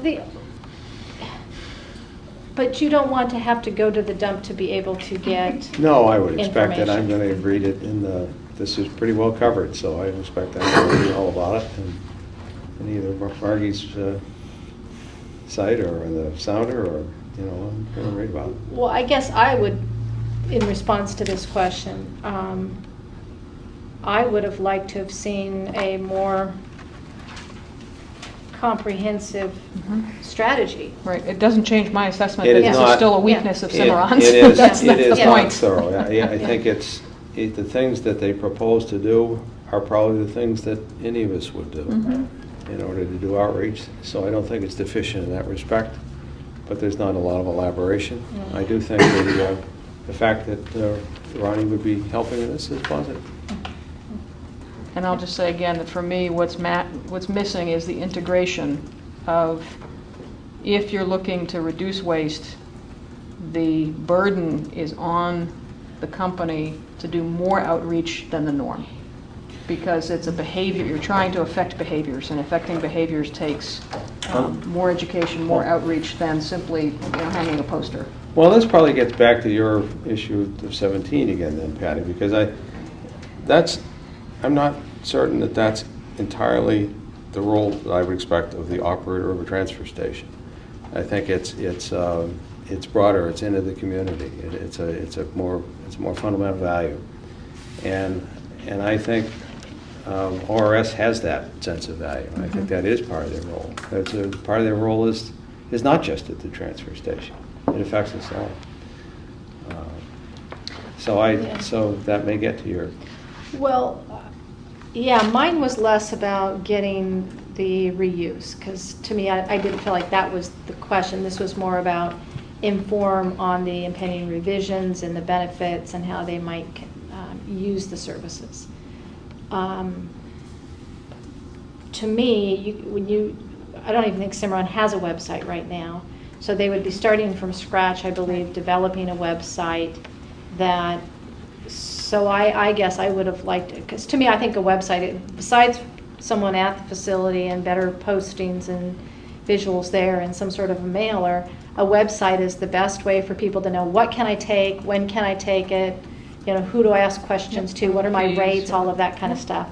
And they will be starting from scratch, and I don't see any articulation of And that. part of this is and I'm not sure it's very well developed on either side here in terms of outreach, but is on the ground. What happens on the ground when you change the way you're going to operate the first day, the first few weeks, And one way that I've seen this sort of thing in the past is you have very, like temporarily, you have some additional people who've been trained to direct and answer questions, and because you expect people are going to be confused. Yeah. And they're going to need help on where to go and why they're going there and what they're going to do next, you know. So, but that's a very operational transition plan kind of a thing, and it would have been helpful had I seen that in either. So. And I also don't see any acknowledgement of any kind of startup operating costs in year one. This is not in the question. I don't think in the question response. I think it's back in the. And then when I look at the personnel, I didn't see necessarily that personnel in-house, web development, website development. That costs money to do Right. that. So communications, mailers, those kinds of things. And maybe they're insignificant enough, and maybe they are built in. It just, it didn't. I Well, would've- Cimarron's operating pro forma is much less detailed Yeah. than ORS's. So. Okay. All right, so the final question, are we ready to move on? Yep. 16, I think, is just, that was a council member who had that question, and it's answered. Yeah. So we'll move on to Orcas Recycling. Okay. Okay.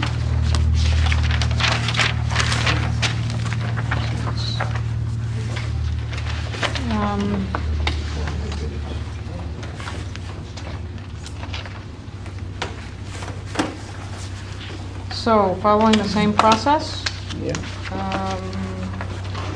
question 1, provide letters of commitment, evidence of financing, reserves, etc.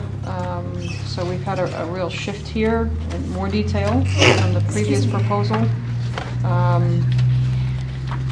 The Port of Orcas to me is interesting, but it's not a commitment. It's kind of No, it's a we're little willing explore. to. Maybe it's a half a step up from Kentech, but Wendy Scheinstein that's real. Seems like. Source of Agree. cash flow. Yeah. Not a very favorable rate, Source though. of. source of Not oil. very favorable rates. Oh, I see. Yeah, I know. I thought And that was not, disappointing, yeah. Yeah, and it's debt, you know, it's, Yeah. so you, has to be considered in the context of a balance sheet where you've got equity versus debt and carrying capacity, and particularly if there's any question about your revenue. I've always been extremely nervous of new businesses starting out and Yeah. having to finance their startup. Oh, yes, that is bad news for Yeah. for municipal And business. this is a very low beginning asset. Very balance. low assets. It's I agree. arguably insufficient just from an operating cash flow perspective, let alone a capital investment perspective. So it hinges on the, well, it's maybe not even be there, but it hinges on the ability to bootstrap. And so if you look at the, okay, for example, the capital improvement projects, this is not really, as I indicated earlier with respect to Cimarron, this is not what I would expect to see in a capital improvement schedule. I would expect to see not just equal amounts in every year, which is a suggestion of amortization, but when do you need the capital? Well, how much capital do you need? In which year? You need to be able to take down those amounts in order to be able to make these specific things happen by year. And then the financing depends upon how much you take down in any given year. So it's, Yeah, that didn't bother me so much that they didn't spread it out. well, what it does What is bothers that- me is it totals 190,000 Well, compared to Yeah, and the timing of it, and the timing of it is that $100,000 availability. you've got to do some of these things very early on in this project. And that means, particularly if you don't have access to a franchise hauler, for example, or if you're going to, there's another spreadsheet in here. If you're going to charge your construction demolition expected tipping fee that's closer to 200, when there's no flow control, and a builder can take his waste to schedule. at a far smaller number. It seems to me it's hard to see how you can expect your revenue stream to be that. So if you have much higher capital expenditures that you have to allow for, and you're likely to get less revenue, and you start with a low Jeff, balance sheet, then you're tell me in more about trouble. what you're saying about the tipping fee. Well, let's see. It says back in We're here. kind of talking about multiple questions. Yeah, we've got- Well, So we let- are and we aren't, let- because we're talking about, right here in the beginning, we're talking about financial viability. Right. And the financial viability, and when you got a bootstrapping scenario, the financial viability is also related to what your business model is. I'm just saying we're getting into some of the, and I don't have Yes, an we are. issue with it, but we're getting into some of the other questions, kind of grouping all the financial questions together. Because another question we asked was, what happens to your business model if you don't have the on sanitation? I don't remember exactly how and where it was asked, but, and if you Well, don't have. let's just take it one step at a time. Let's talk about the capital budget for a second, and then I'd like to get to your tipping fee question. Okay. So on the capital budget, Patty, you expressed a concern that it's significantly lower than what Cimarron identified as capital expenses. No, I expressed a concern that they have, I believe they have no beginning cash to fund it. They have $100,000 available to them, and they have $190,000 of items listed. Right. And- Not even doing a compare and contrast to the Well, capital. Cimarron, okay. in fairness, not all of that 190 is needed in the first year. So it gets spread out, but we don't know how they divide it here. It's not 'cause they don't say. articulated. Yeah. But we do know, for example, if you just look at the relocation of the scale, the setup of the scale, and so on, they've got some local estimates. But on the other side, if you look at Cimarron, they've got a specialist in the area. And the specialist says, in order to do the setup and recalibration, it's more like $50,000. So I don't know how to deal with that, I do know that if My you take got... on that in general was that given the advisory group that Orcas Recycling has gathered around them, and the commitment of Rolf, who is an incredibly talented problem solver and contractor, that I think that their overall their pricing is lower based on sort of favorable island rates. But I know That's pretty dramatic. they're taking the numbers that the county provided them. They're not taking numbers that Rolf provided them. They're taking the numbers out of the RFP. And to me, one of the things that we'd asked for was, what are they based on, and what's Did you do No. any? support? Yes. No, that's not true for 7, 8, and 9. They identify down here in the detail which ones come off the RFP, and then it says on 7, there's an Island X estimate, Right. and so on. Okay. There's Okay. additional detail. Okay.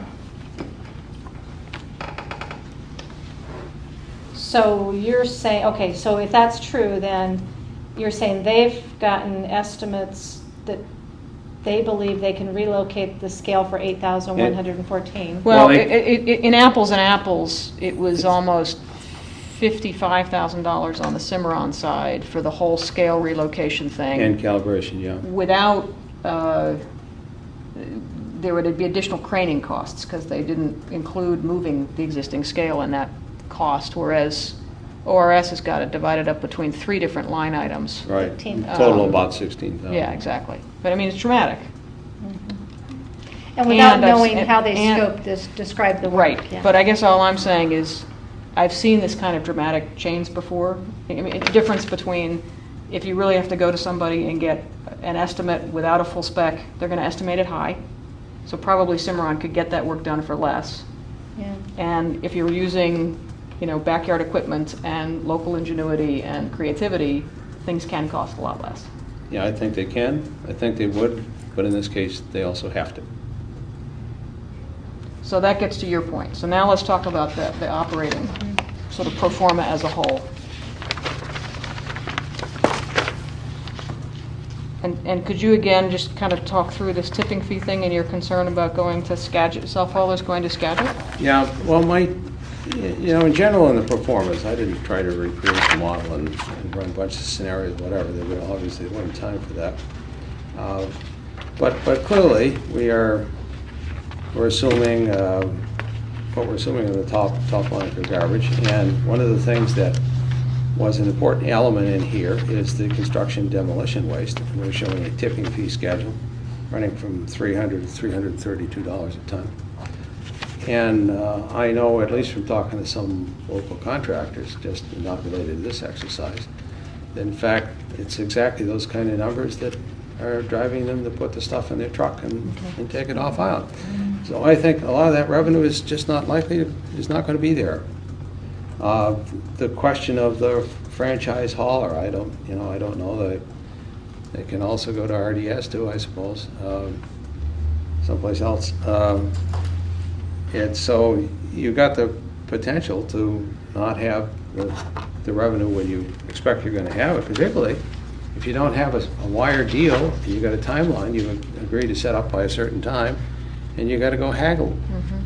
And somebody could well take advantage of their alternative as part of negotiation for a while, and then you're without the revenue expected for a period of time.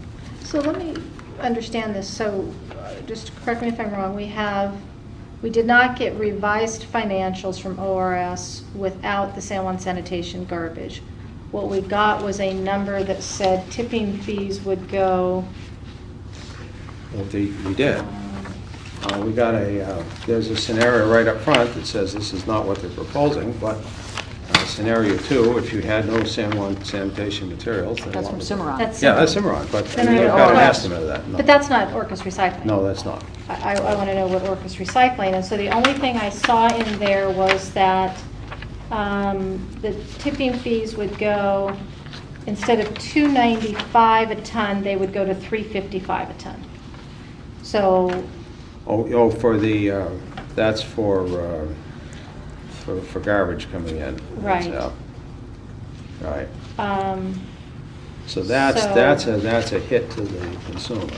So what I guess what I'm supposed to assume is that if we want to keep this same operating reserve and contingency fund allowance, I assume that they're saying you have to increase the tipping fees from $295 to $355. I don't have any financials to confirm that they've held to that reserve. Yes. Or what the changes in expenses would be if they're not Yes. needing to Be open accommodate. as many days, yeah. Yep. Yeah. So it's a little bit, it's one number as opposed to, have they But- floated through their entire financials. One. Let me just finish. Yeah, I'm Okay. sorry, go ahead. So, and then the volume, the 4,500 tons, I'm trying to remember, that is less than we have currently, or is that, I'm trying to. That's less, I think we're above 5,000 right now, aren't we, Russ? You're talking about just across the Orcas floor. Yeah, well, it would be Orcas, just Orcas, not Orcas Right, San Juan. and you have to take the Lopez Oh, we don't know fees that out. because you've got San Juan coming over and Lopez still coming over. Well, where I'm going with it is that going to this construction material, it's the same tipping fee rates, but you have to add, their assumptions include a certain volume of construction debris, which I agree with you is risky at these tipping fee rates. So I would just combine those two volumes and look at their assumptions and say, do I think those are reasonable assumptions? So, but I don't think I can tell from here what volume and tonnage. I could do the math, but they've assumed $59,000 in revenue at $295 a ton. I don't know how big of a number that is, but, and I'm not sure I can know how to operate this account. So I guess that's my piece, is I'd want to look at that total tonnage and have a degree of confidence in the volumes they're assuming. I still feel a little bit in the dark on how their business model works without the San Juan sanitation volume. Yeah, I certainly agree. And also, when you put in what the capital expenses are year by year, then they have to be covered. So I think I would like to ask that question to ORS, if by reducing or by increasing the, and who's the spokesperson? Okay. if you increase your tipping fees from $2.95 a ton to $3.55 a ton, what does that do to line 65 in your financials? It basically stays, it does decrease our net cash flow a little bit, but we continue to have a profit. What's a little bit? Give me a percentage. We end up with about $250,000 in terms of the capital fund at the end of that time, rather It's than 450? But Okay. but that doesn't work, because on the capital improvements, they can't be an equal amount of 38,000 over 5 years. You've got projects that have to occur up front, and you have to pay for those when the bills come due. You can Okay, finance it, that's a but different that's a topic. I'm different- just- But it That number on affects that the one- numbers. I understand, but I'd like, it's actually more than that, because that number doesn't include the 10% contingency allowance for that particular number that I just told you. So that's another 150 after the 5 years. oh, because you've included that in line I've 58. included it in this particular budget, yes, that is Okay. correct. Okay, and then to Jeff's point about, I guess the capital works, Jeff, if you're financing it all. No, you got to pay for it. I mean, that's not where you show the financing. You show here what it is you have to pay in order to get it done, and then you do the financing subsequently, depending on the No, amount of capital. No, you because have. this is Show an capital income in your statement. operating budget. Yeah, this is You'd where show your the financing would show repayment up of here. your What you're payment, what you're concerned about, which I get, is what's the cash flow. I'm after cash flow, Yeah. because that's what's going to kill us here. Yeah. It's cash flow is what's, I mean, the accounting stuff is nice for after the fact, but yeah, this is a small business. Well, the And when you cash flow start- kills us to the extent that they've only got 100,000 in financing You and bet. 190,000. You bet. And in small business, cash is king. Yeah. Anything else Right. is what you would hope to do when you're a big business. Mhm.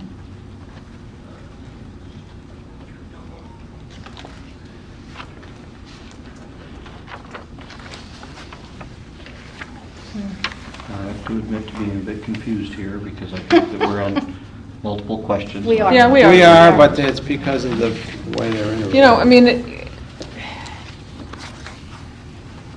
I absolutely agree with you that cash rules, and for that reason, probably with either one of the vendors, things would not play out precisely as articulated in this proposal. You make adjustments based on the reality of what the cash flow is. The question is, will a bootstrap model work for you Yeah. for this business and with what you got to start with? That's really the issue. If you were in a different business, I mean, if you were just doing a more focused thing on recycle, you'd probably have a very different set of economics, but that's not what we're doing. You know, I was thinking about this the other day. To me, that's the biggest difference between where ORS is operating today and where ORS is proposing to operate. They're going from an environment where they can choose when and what they offer, and they can do that based on how they can ramp up to it. And this throws them into it and says, you don't get to make that choice anymore. Those choices are made for you. You have to be ready to operate. You have to have the financing and the expertise to do it. You have some flexibility. You may not be able to, you could repave the parking lot next year. You know, that's not going to be a problem. But there's certain things that you're contractually committed or Department of Ecology is going to require you to do. And that's where I guess I'd maybe like to put some focus is that stuff that they're not going to have any choice to do. How strapped are they financially, and do they have a viable financial plan to be able to execute on those things? And stability, what we'd all like is more hours, lower price, and stability in that. And stability comes not from desire. We really think like a not-for-profit and want to keep the prices down, but by having a business model that allows you to do it over time when you're taking on the whole thing. And you got the transportation, you got all the obligations. If it suddenly starts to go to 355, when you thought it was going to be at less than 300, then that's not stability. That's not good news for the customer.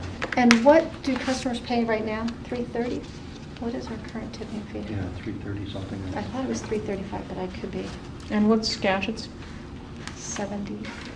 80, 89? 89, I think. 89. Going But up to- there are some issues with that. as well. 50% going up by to 130 But probably not something. necessarily for the individual consumer. No. Yes, Mark?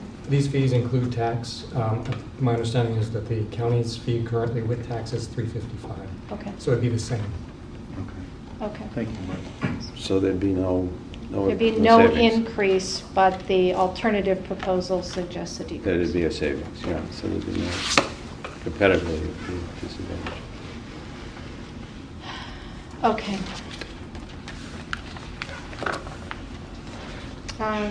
Okay, let's move on to question 2. Russ? Okay. Is this one going to be just question 2? Well, It's whatever you good want to question. I make mean, it. we actually already did it, didn't we? Yeah. We jumped right to the capital. Yes, we did. Yep. I mean, we did. That's why I was a bit confused. Yeah. Okay, so let's- So do we really want to do question 2? Protest duly or- noted. Let's move on to question 3. Thank you. Okay, provide letters of commitment with all key business partners articulating their role and level and character of resources required to meet commitments. I think we have more than we had the first time around. I'm still a little shaky on disposal. Yeah. And that tends to be a key piece of this whole thing. Yeah, The and- fact is, I'd like to ask a question because it's completely lost in the response. And I don't understand where Idaho Waste Systems Railhead would work for Burlington. Burlington. Yeah. Okay. It would have been nice if that was included. I Yeah. apologize for that omission. Well, I they- understand. It may be in their letter. It's No, it weird that we wasn't. don't even have a copy of a signed letter from them. We have. Well, Well, that's yeah, what the I mean, presentation is it on. says Yeah. 3, the question says provide letters of commitment. And it's like they cut and and- pasted it versus showing a signed letter. And what we've got, it says, I'm sure I got the same letter here. It's back on page 20. Yeah. 2021, Randall Yeah. Avery. It says, we appreciate the opportunity to submit our qualifications, provide you with a proposal. So it's, I don't see a deal here, I don't see a commitment. It doesn't have any sort of rate applied either, does it?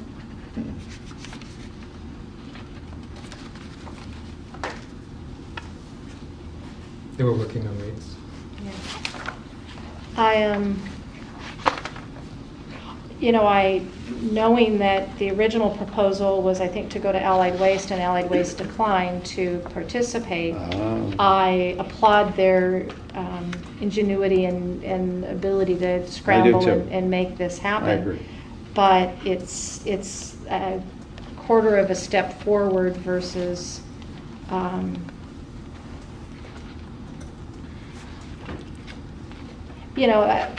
the county's facing this with Skagit, kind of believing a certain rate and then Skagit wanting a surcharge.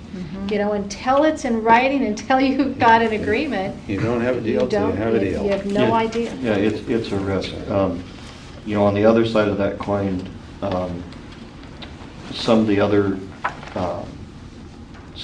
information in regard to business partners and whatnot is much more clear than it was in the original proposal, and I do want to.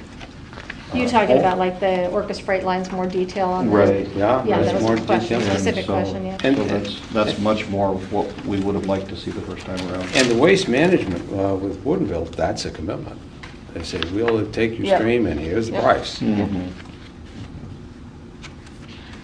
I will just reiterate and send a message to Mark for future purposes. It really is nice to see these things on letterhead for the signature. Maybe I'm old-fashioned, but Where is the commitment from Waste Management? There's Page 23. Two different, Well, what I see on page 23, yeah, it was a pleasure to talk with you. We would accept your single tonnage. Yeah. that's fee. Yeah. It doesn't say terms and length or any of that kind of stuff. No, but we don't have that from Yeah. Cimarron either. Okay. Well, so the other piece, I guess, is if we're now, maybe if the waste is now going to be hauled all the way to Idaho? No. Oh, it's going to be just hauled to Burlington.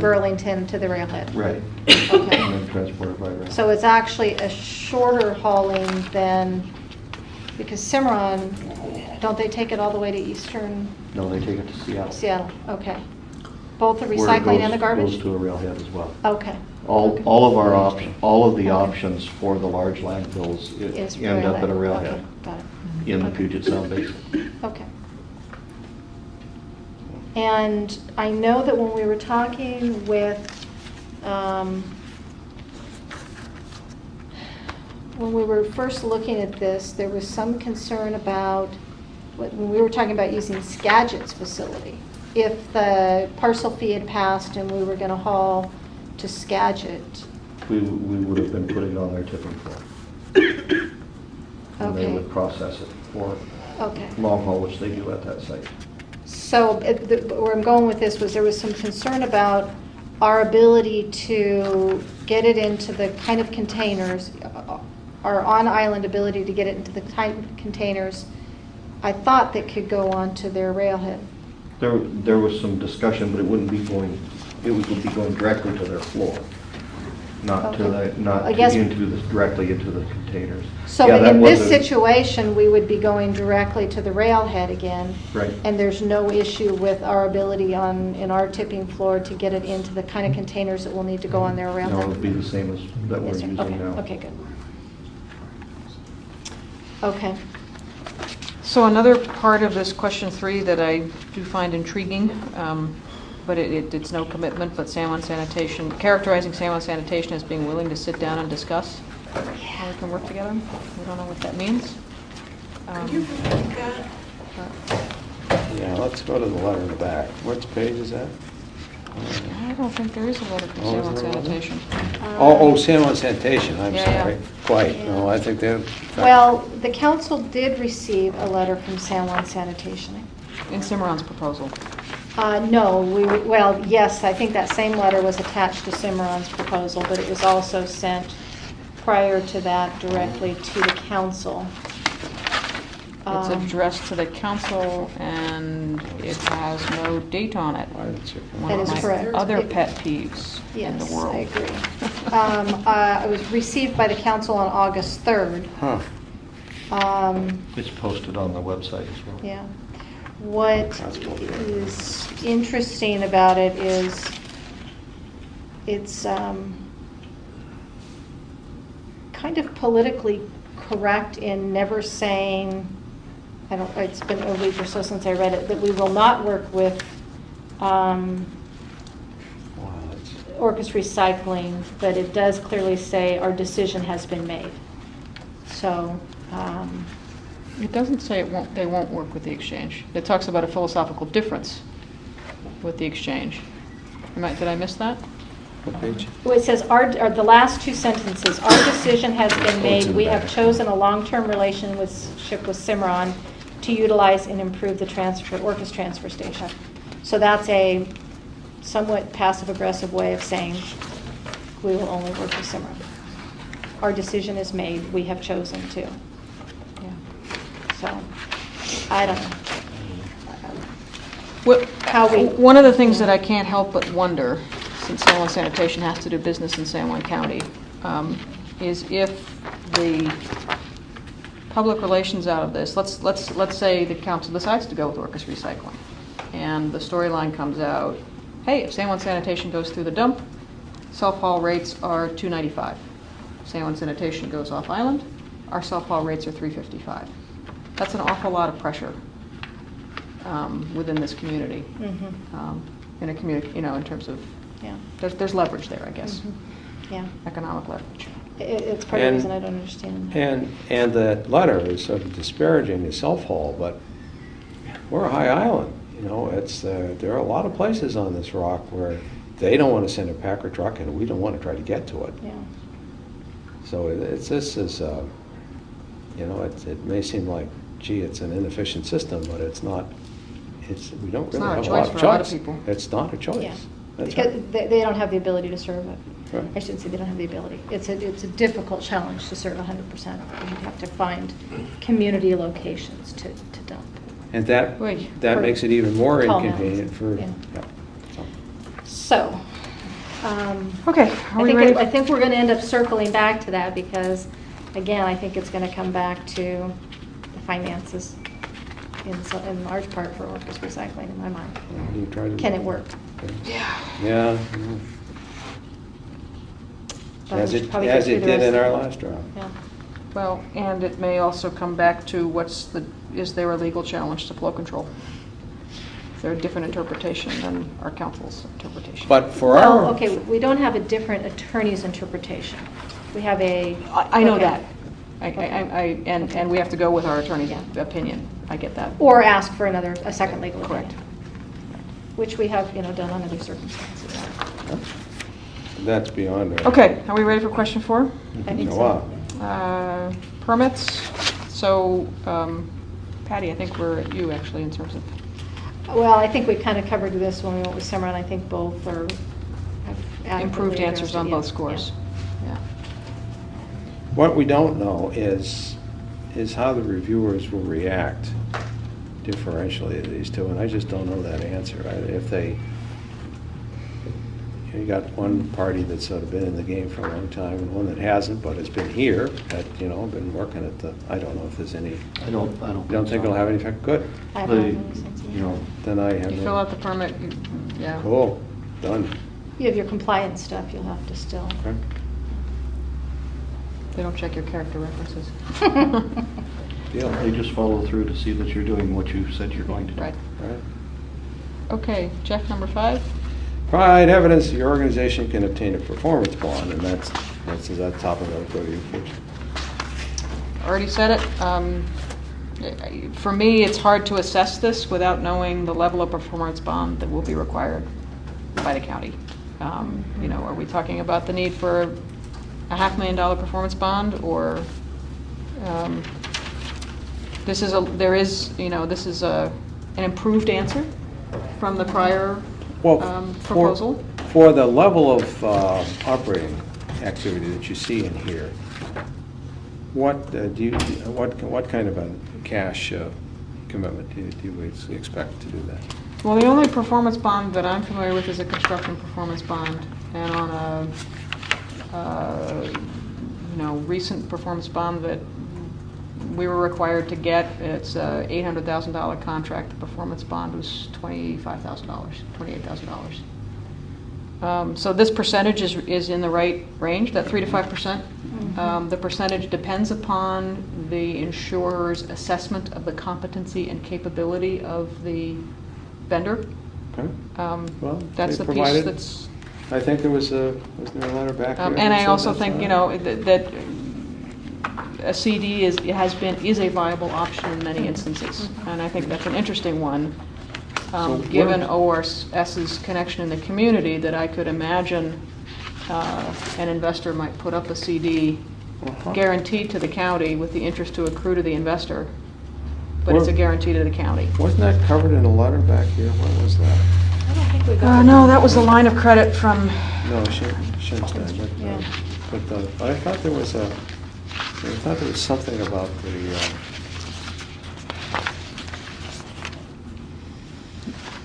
You thought there was an addendum? don't know where I saw it. Okay. Email available upon request, so not provided. Michelle Wiley, Alt Insurance Group. Okay. Yeah. Not the same as having a letter to say. Not the same. Not this- But the other one came from their CPA, not a third party. I think we're on about the Yeah. same level here. Yeah. Yep.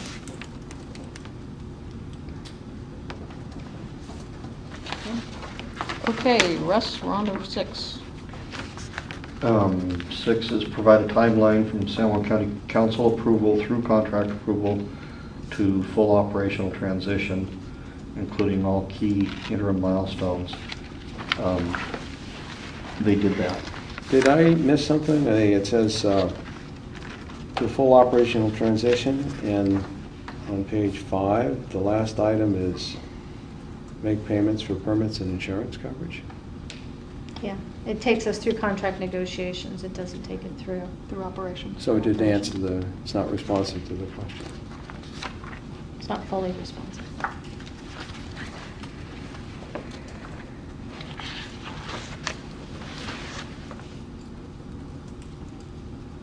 Right, they didn't talk about transition. Although I will say that neither did Cimarron. There's a schedule in here. Yeah, but I don't think it Does has it to go start all the way to- operations. Solid waste permit, stormwater permit, performance Oh, it has an bond. insurance too.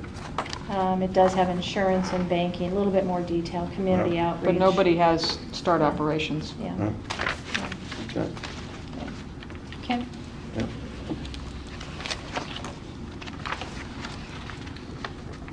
Clearly articulate the number and nature of in-county jobs expected to be retained or created as a result of the ongoing operations.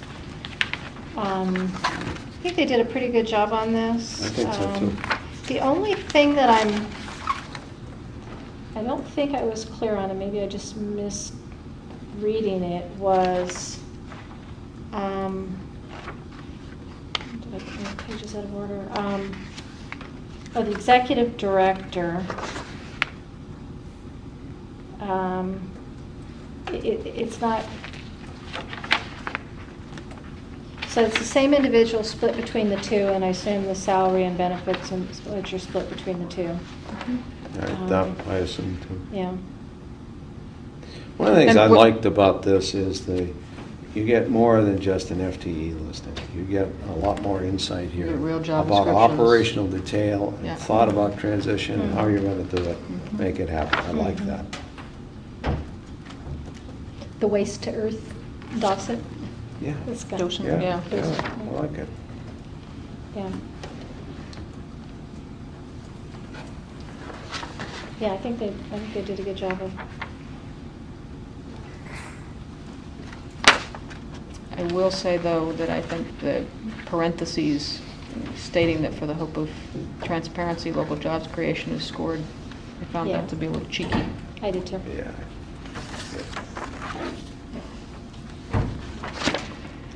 Okay.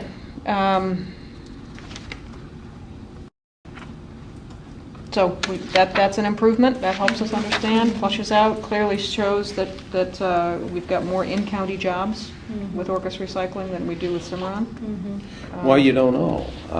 You've got a large capital program on the other side, and you're going to have a lot of temporary construction jobs, but that's a lot of construction money. you bring No, in. but we do know, we know that the executive director, we know that the management level is staying on island. And Oh, Cimarron is yes. very clear That's that the quite operating right. management is on But I mean, in island. terms of jobs and money flowing in this county, that's, you got to count both. That's a lot, that's a big piece. We see that in other county projects, where you got a big county project, we tend to look at the operating cost of that project, the capital cost of it, but we don't always realize that, gee, it's our neighbors who are going to be working to develop that project, and that's going to be their income for a year or two. And that's an important piece. Well, because not all of them are employees, some of them are contracting. What's your question, Russ? Well, I was just trying to confirm that all the FTEs listed here are in their budget. I'm looking for them. Can you, is there a way to? There's do not that? a, Well, they There's list a the site supervisor. positions in their budget as executive director, site supervisor, site equipment operator, and the recycling docent. I'm Yeah. looking for the other ones. So the bookkeeper, I'd assume, would be under like accounting or something, but. you've got, this actually, I pulled this out, you've got a fairly large item labeled total other operating expenses. You know, it's close to 200,000, Yeah. it ends up being over $200,000, I found that. So if it's in there, that's fine. I mean, that's a just big don't know. line item. I was Yeah. assuming, I was looking for things like the bond expense, interest expense. Mhm. I would have preferred to have those broken out. Yeah. And I would assume bookkeeping is actually probably not an employee, but a contract relationship. I would think. Yeah, I think that, I actually question if that's enough time for a bookkeeper, but that's, yeah. Well, process receipts. It doesn't say, didn't that, isn't? You're gonna have to have accounting, you know, you're gonna have to have financial statements and, Mhm. Right, so that, you're right, it's hard to, we're operating, but again, it's still more detail than we have from Simran. Yep. Exactly. Substantially more detail, Yep. so.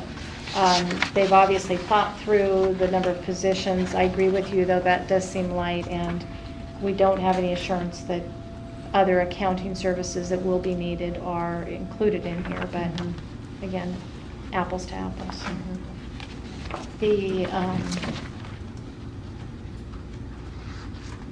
The materials sorter, I would assume,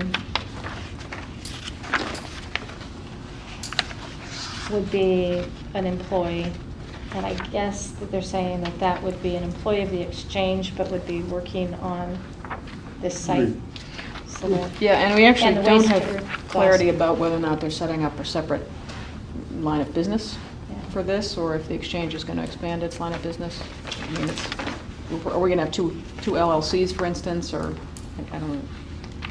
I assumed it was the same, just because of using the same. And I'm assuming since they didn't address it, that that's Yeah. true too. Okay. So 8, are we ready?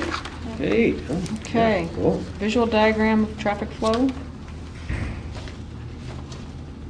I'm not sure, Track of somebody needs to orientation. walk me through this, because I'm not sure I understood.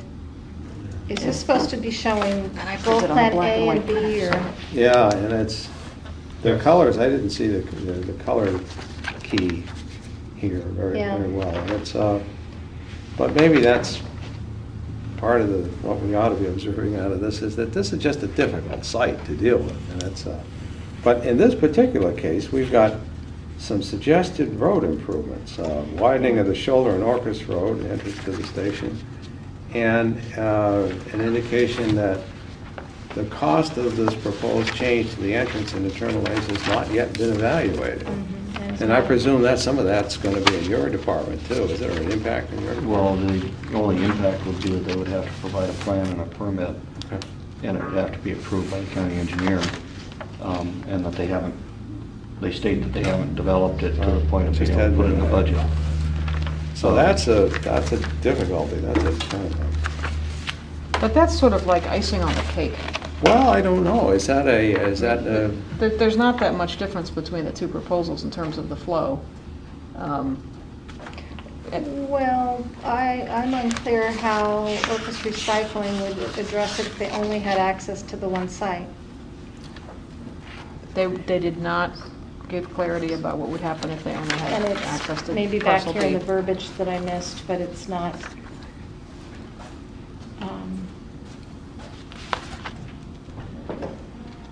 So in the depiction of variant number 2, use is limited to parcel D.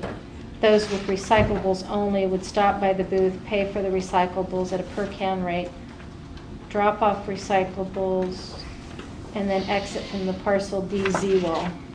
So that's that, I think that's that yellow arrow. I think, yeah. And then exit right here. You go around a little loop here. Got it.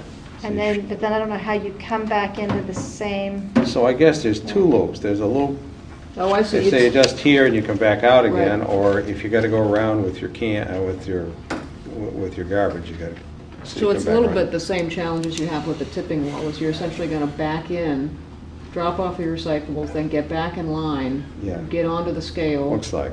then go to the tipping floor, dump your garbage, and then go out to Right. the out scale. so Yeah. how do you back in? Well, the biggest difference between the two proposals is they're proposing that on a parcel D only scenario, that they put the Z-wall before the tipping floor Mhm. and manage it that way, So rather than now- after the tipping floor. The way now you come in here, Yeah, and then yeah, you back yeah. up, you would come in here and, probably back up. I think you'd have a real, Little tight. it'd be tight. Mhm. But you'd pull in, you'd use this area, then you'd get back in line, get on the scale, then go to that area. then So go to if the there's scale. people in this line, do you have to come all the way back out and get back in? I would imagine that whoever's at No, the scale I shack's think- going to make those choices for you. Well, In the other words, scale they're shed's gonna- up here, though. I mean, the if they've got traffic jam is somebody gonna out, be back you know, in the here. scale Right, if shack you've guy- got a line of cars back here, You've got somebody that filters off to go to the Z-wall right there. Oh, you're saying this scale shack person's gonna have to be attending to people coming out as well as managing traffic on the other side? Yeah, there Well, was only one any of the booth. scenarios do that, but yes, basically, if they've got recyclables and they want to dump them first, they'll tell them, and then they'll hold traffic here if they got somebody that needs to get on the scales after dumping. So it's much more like what happens at San Juan right at the moment, in that everybody goes to the window and then they figure out how to process them through the facility. It's a different proposed way to move traffic around. Any of them are doable. A lot depends on your hours of operation and how many people you're going to have through. Right, if you have more hours of operation, it'll be spread out more. Spread it out more. So how manageable it is depends a lot on hours of operation and traffic volumes. You know, this is a point where it seems to me both parties came in saying we need more than just B.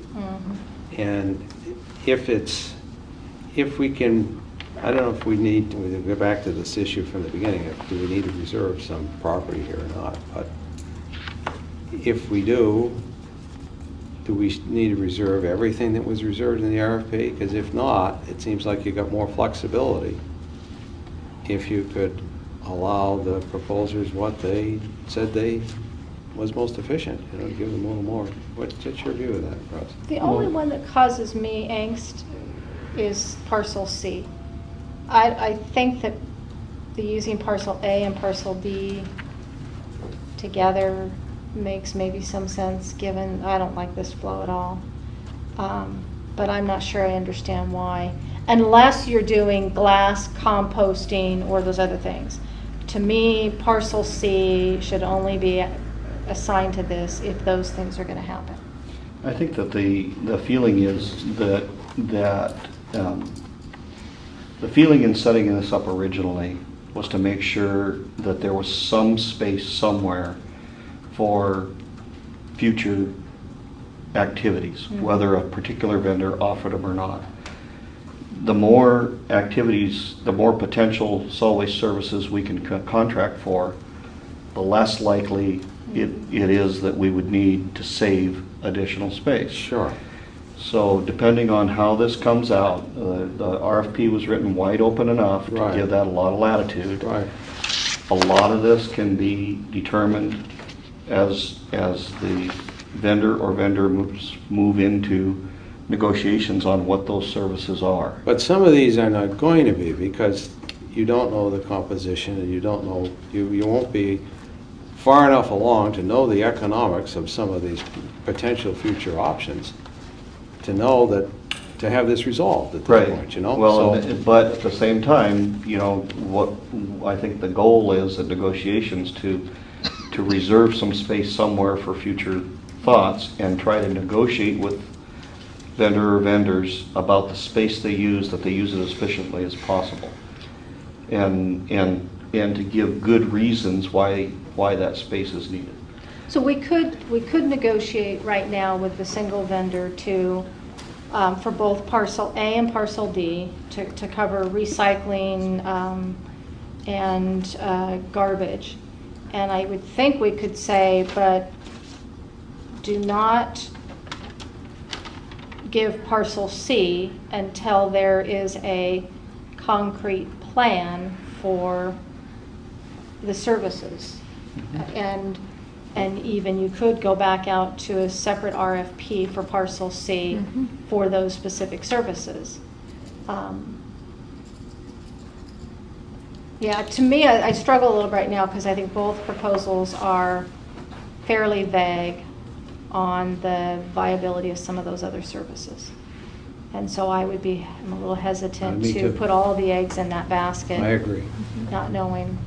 And one thing, I don't know if I got this right, but on Orcas recycling, are they saying that if the glass would happen on parcel C, if I was self-hauling, I sure wouldn't want to move my car to 3 different locations.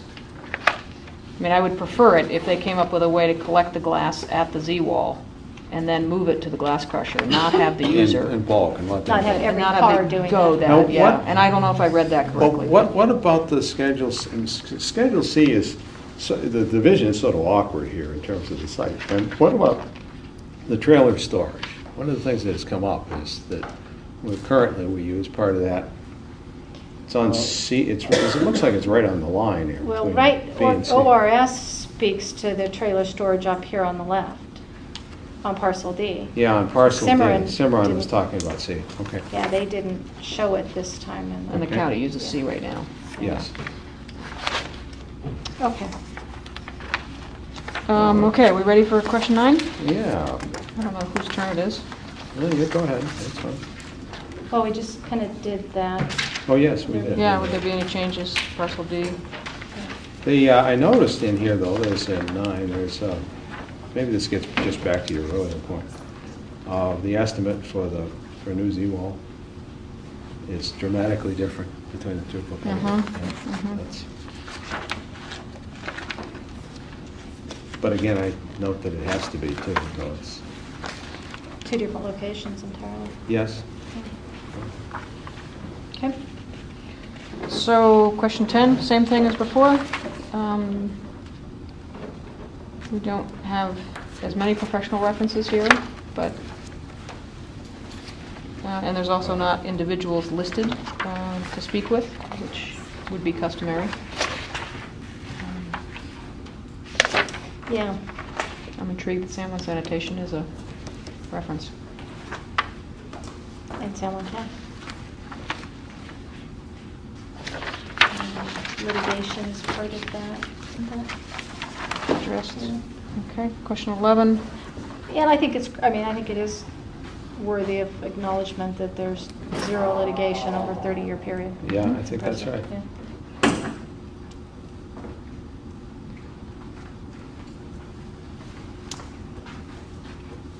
And actually in a very high volume, high interpersonal, I mean, there's a lot of exposure there, I guess. Yeah, I think So true. that's a,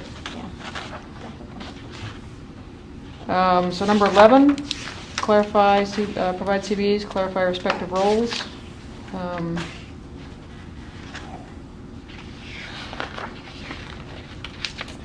One of my, I thought this was an improvement over the previous proposal. We're still in the same place where we've got a lot of people with a lot of Renaissance skills. This is, Which is intriguing to me, and it combined with this can-do attitude,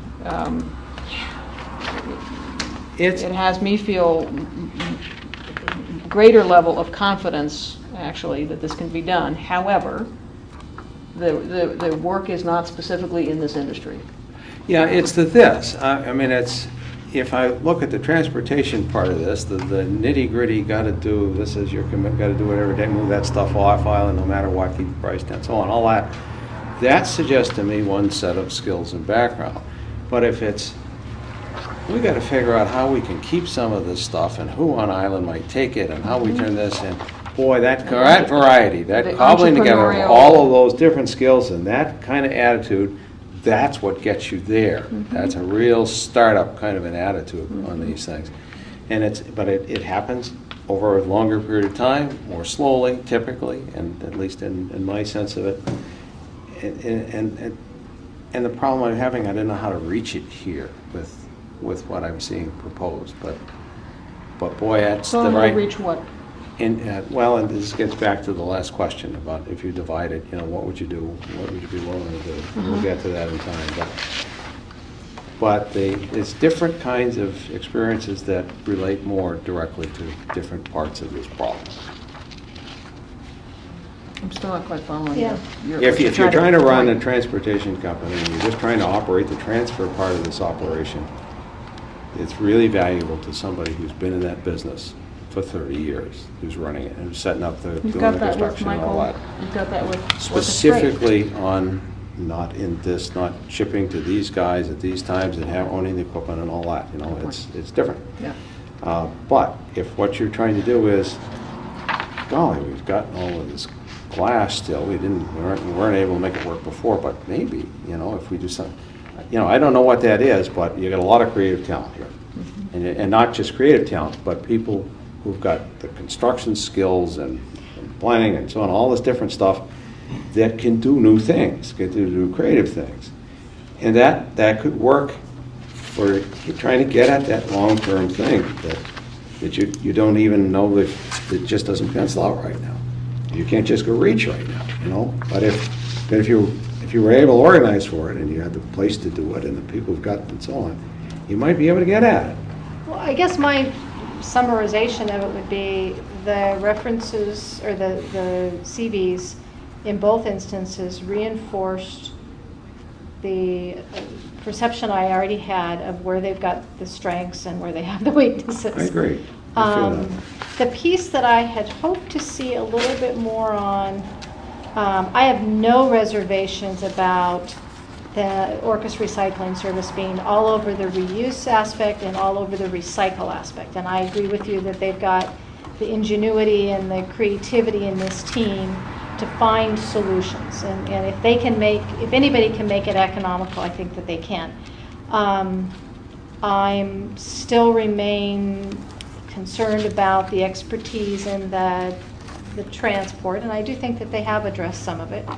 The financial piece, is there anyone, did I miss something? I didn't see anyone with any sort of financial background. Wait a minute, look at it. No, you've got a number of people who've run businesses. Yeah. You don't know how they have Where did I see it? managed the financial aspect of things I guess I was looking for somebody with with financing. finance Yeah. background. I think there have been people out there in a shadow capacity so far who have strong background. One other place where I think that they've strengthened their presentation is in the clarity of the advisory committee of people who have agreed to step into that capacity, who've got that engineering background, Yeah. specific solid waste background.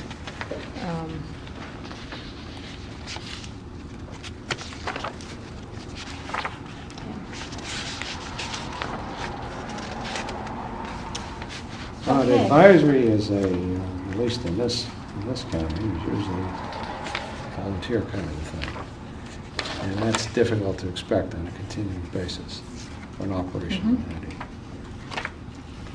It is, except that, as we know, sometimes advisory councils around here get a high level of engagement that's We do. sustained over a long period We of do. We time, have so. 105 qualified 501c3s, yeah. One of my other questions in here was, Ed Cunningham has offered his expertise in equipment repair. I wasn't quite sure what that meant. Was he volunteering? Is this, on call as a paid? I mean, it's great, but And I don't know his expertise. yeah. Are we ready to go on to 12? I think so. Okay. Additional specificity regarding terms of rates for customer services.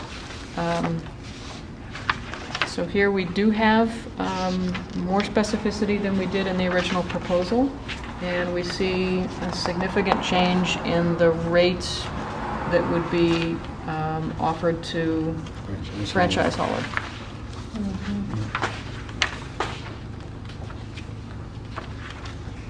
And we also get a adjustments formula going forward.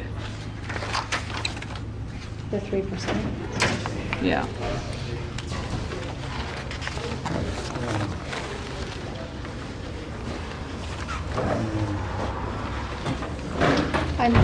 So I see we got in here, we got revenue from separated recyclables, and it's shown optionally here on page 11. Tip fee on source separated is implemented if necessary. So it looks like it's not committed, it's just a possibility. Though it shows up in the numbers. Do we yet have the ability to do a side-by-side comparison on what this means to the customer? Well, that is a very I good idea. did that the first time around and That's, didn't no, create the and time it's to not- do it this time around. It's not so easy to do. You have to, well, if you go back to Cimarron's original proposal, they've got their chart in They got there their chart, when you right. can. um,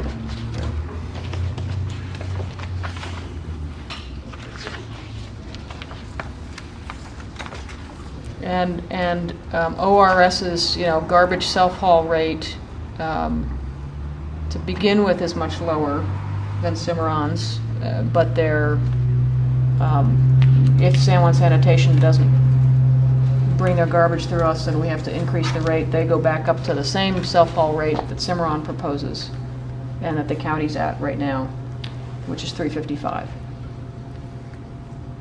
Okay, so looking at That's- the it's not- self-haul per can, the Orcas recycling is $5.90 per I can see, without Cimarron's. taxes or including taxes? With taxes. With taxes compared to $8.90 $9.50? No, $8.96. I read that wrong because the current rates are over on the side. So the $3.55, if you go up a line to the self-haul, $3.55 is the current rates, and $3.34.88 is the Cimarron proposed rate, including taxes. On a can, current rate is $9.50, Cimarron rate is $8.96, and ORS proposal is $5.90. What's, see, that kind of concerns me. It makes me wonder if they're using a different weight per can than it's pretty, Oh, because I don't know if you're gonna have, so basically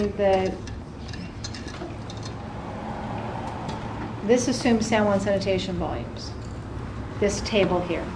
Correct. And so we don't have, okay, and with that, they're proposing basically $2.95 a ton versus $3.35 a ton? Am I reading that? Am I doing the right? Who's 290? Where you? I'm adding the 246 and the 48 on Orcas recycling. So that's $2.95 a ton compared to $3.35 a ton.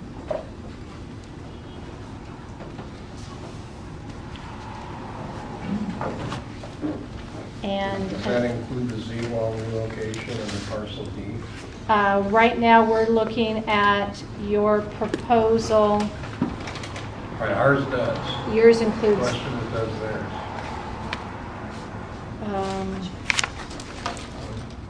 And I think so. Did It does not include, unless, if we had to do a Z-wall, D-wall, or the parcel D, that would come out of our surplus. No budget. out of your surplus? Yes. If you look at our budget, you'll see a balance at the bottom of the last line. Into reserves. The reserves, exactly. But that's a pretty big capital item to be able to take out of reserves, isn't it? particularly when you bootstrap it. Yeah. It'll be Okay. amortized over the years. Only if you can fund it.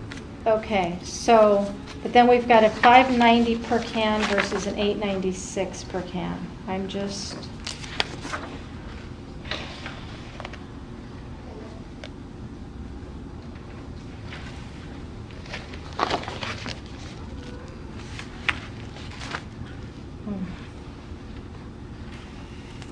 So taken at their word, ORS is offering lower rates.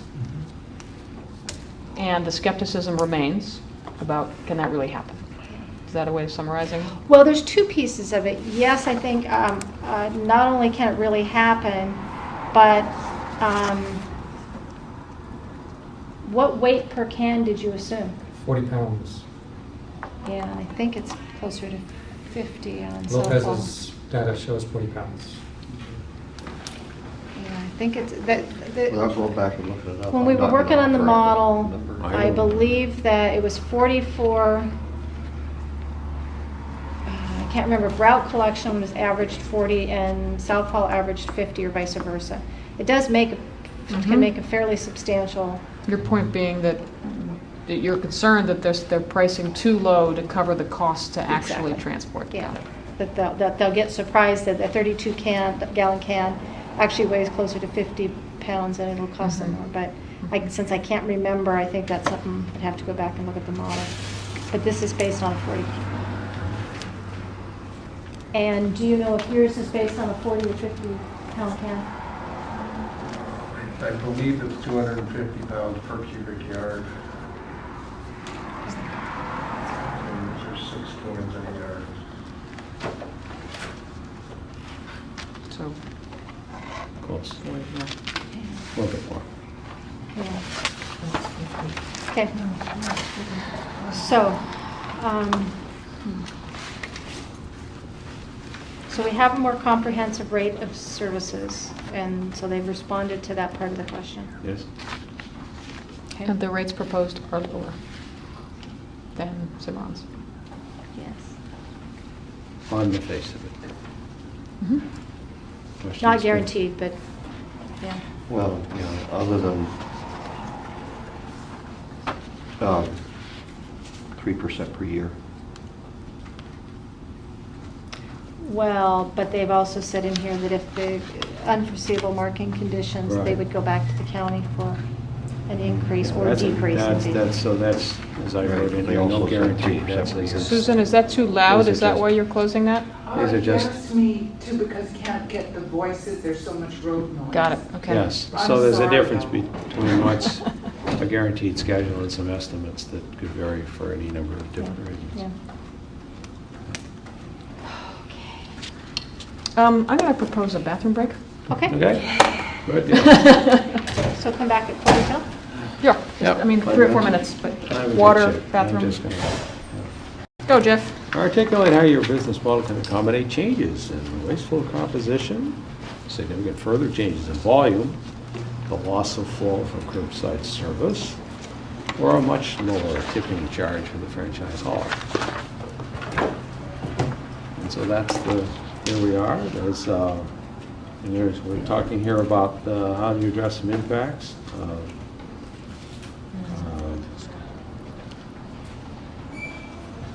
The intent here is to diversify the revenue stream, and I like that idea.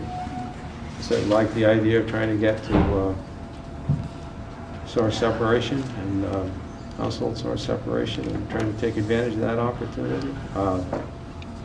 I don't think you can say, though, that it's financially viable right now. I don't think we know. Some things, it depends on when this occurs. If you start along okay, and you've already made some capital investments, for example, in the Z-Wall, and then you get a reduction in flow, and you can't realize the savings for not doing it.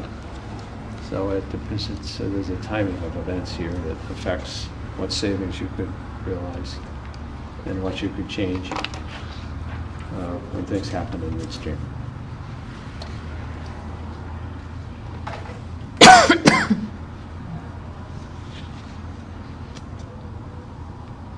Other? I'm not sure I followed your last. Well, one of the things about what would you do if you had a significant reduction in the waste stream,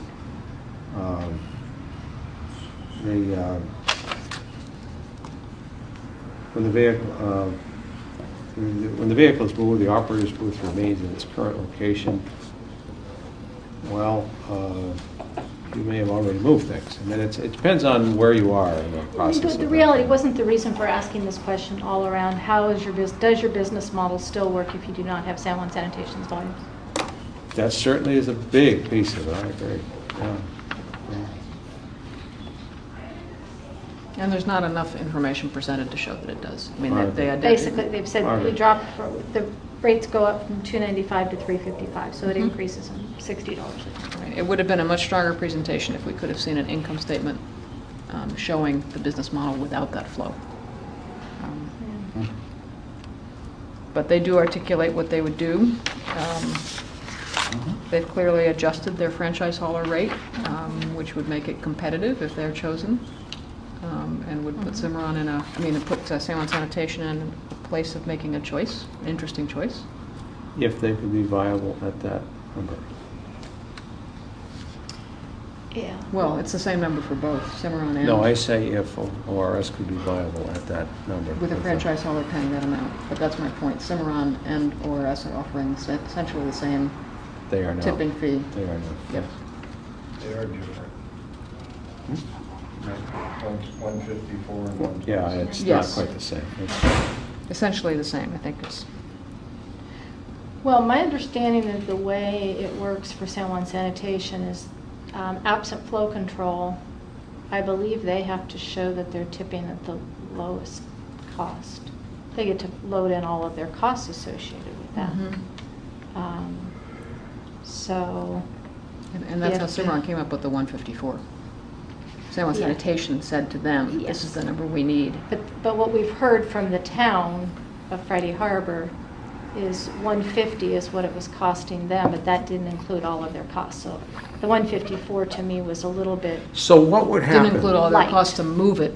so it included the cost and the ferry and all of that, but it didn't include some of their, basically the message I got from the town was if you could get, anywhere in that vicinity, we'd seriously consider tipping in the islands. Yeah, they didn't have I any of think their even up equipment. to 175, so, because So at a the 160 rate, you think that there's a chance of getting Friday Harbor's volume? Well, no, I wasn't going that, I just was saying, I can't imagine that San Juan Sanitation can do it more cost-effective than Town of Friday Harbor, and so that's the real scenario of what I it see would what you're cost saying. them to take it. So, I guess what I'm saying is that even if San Juan Sanitation, and again, I'm hypothetically, even if San Juan Sanitation said we will not work with Orcas Recycling, I think they would have to show the WUTC that wherever they did choose to go Was the was cheapest. lower cost than the Lowest cost. 160 being offered them by Orcas Recycling. Again, I don't know all of Okay. that's just my understanding from the discussions we've had.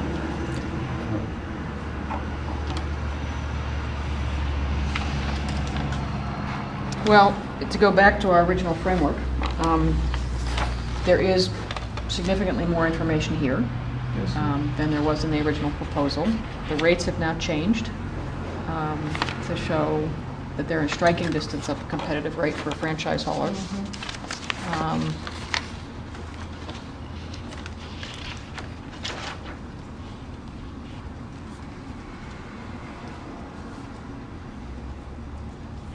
And they've outlined a framework. By fiat, they've simply stipulated a rate that is clearly close to what San Juan Sanitation wants.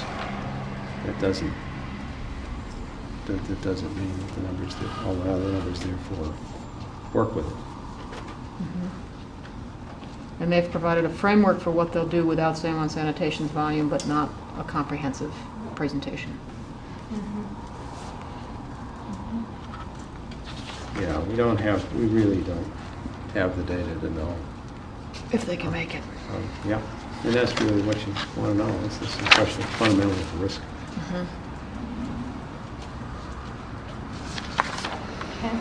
Okay. Okay. 14, are we ready to move on? Sure. Provide additional transparency in the assumptions underlying your business model, such as local market analysis, assumptions underlying specific revenue projections.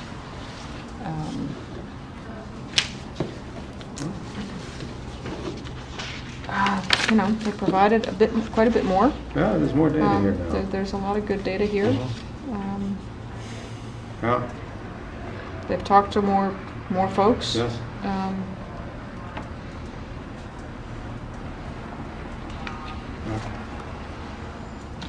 So- I mean, Although one it of the doesn't things that get you- really- Just the statement we were just talking about, it doesn't get you to the point where you know whether it's going to work or not work with the information we got. It's simply that there's more information than we had before.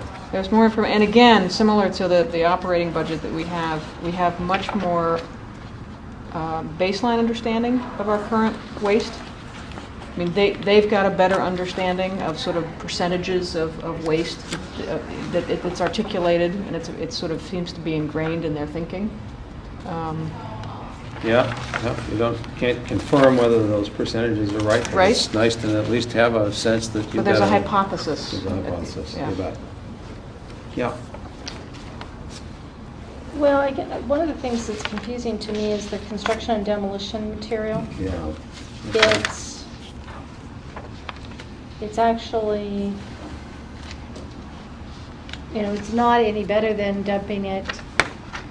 It's no better rate than garbage rate.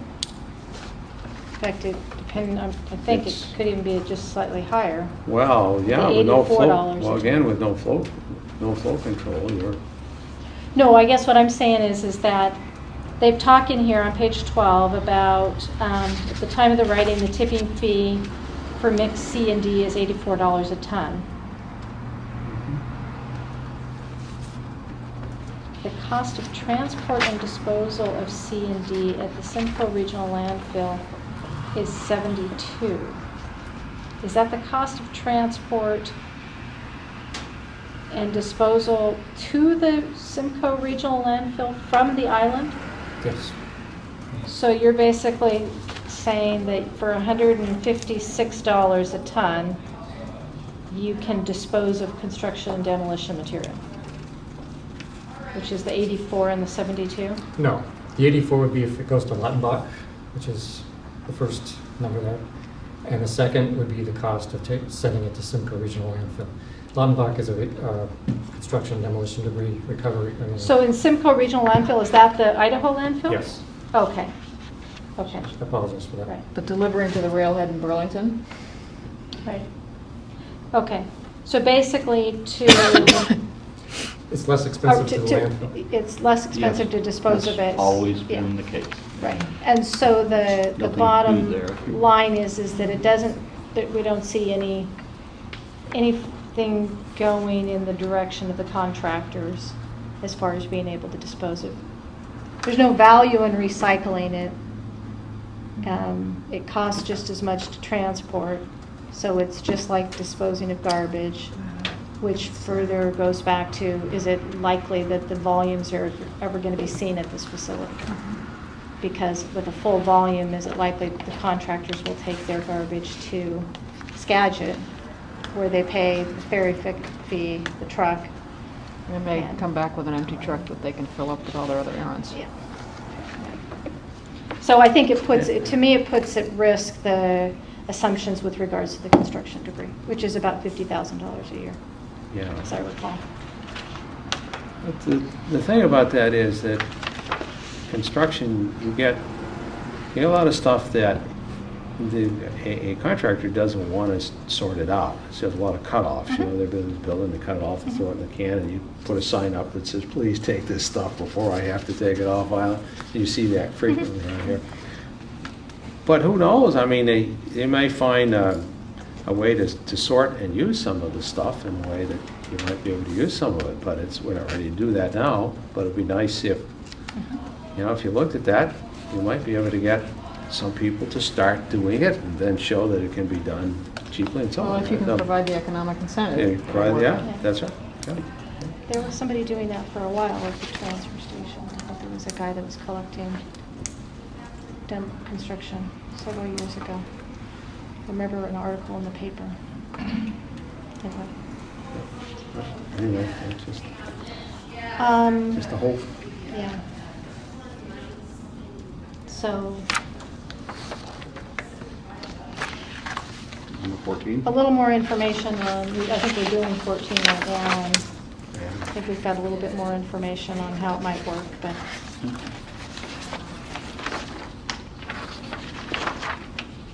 Here we are. For 15, two fairly different proposals as I read it. One says, Orcas Recycling proposes to split it, let us operate everything and just continue to contract with Cimarron for transportation. Mhm. And Cimarron proposes splitting it at garbage and recycling.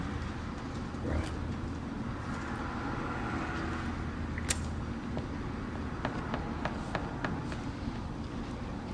There, yeah.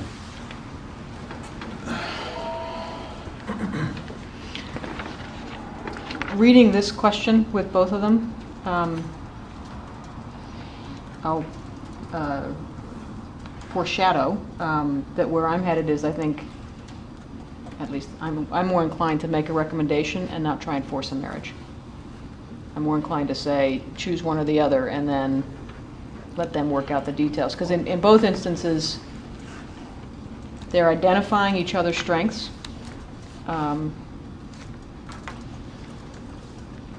Yeah, I guess. I think the idea of the county trying to figure out where the line is and entering into two contracts, you're going to end up with gaps that you didn't think about. And if you have the county has a contract for all the services with one entity, and then that entity subcontracts, they have to figure out how to resolve those gaps. The prime contractor has to figure that out.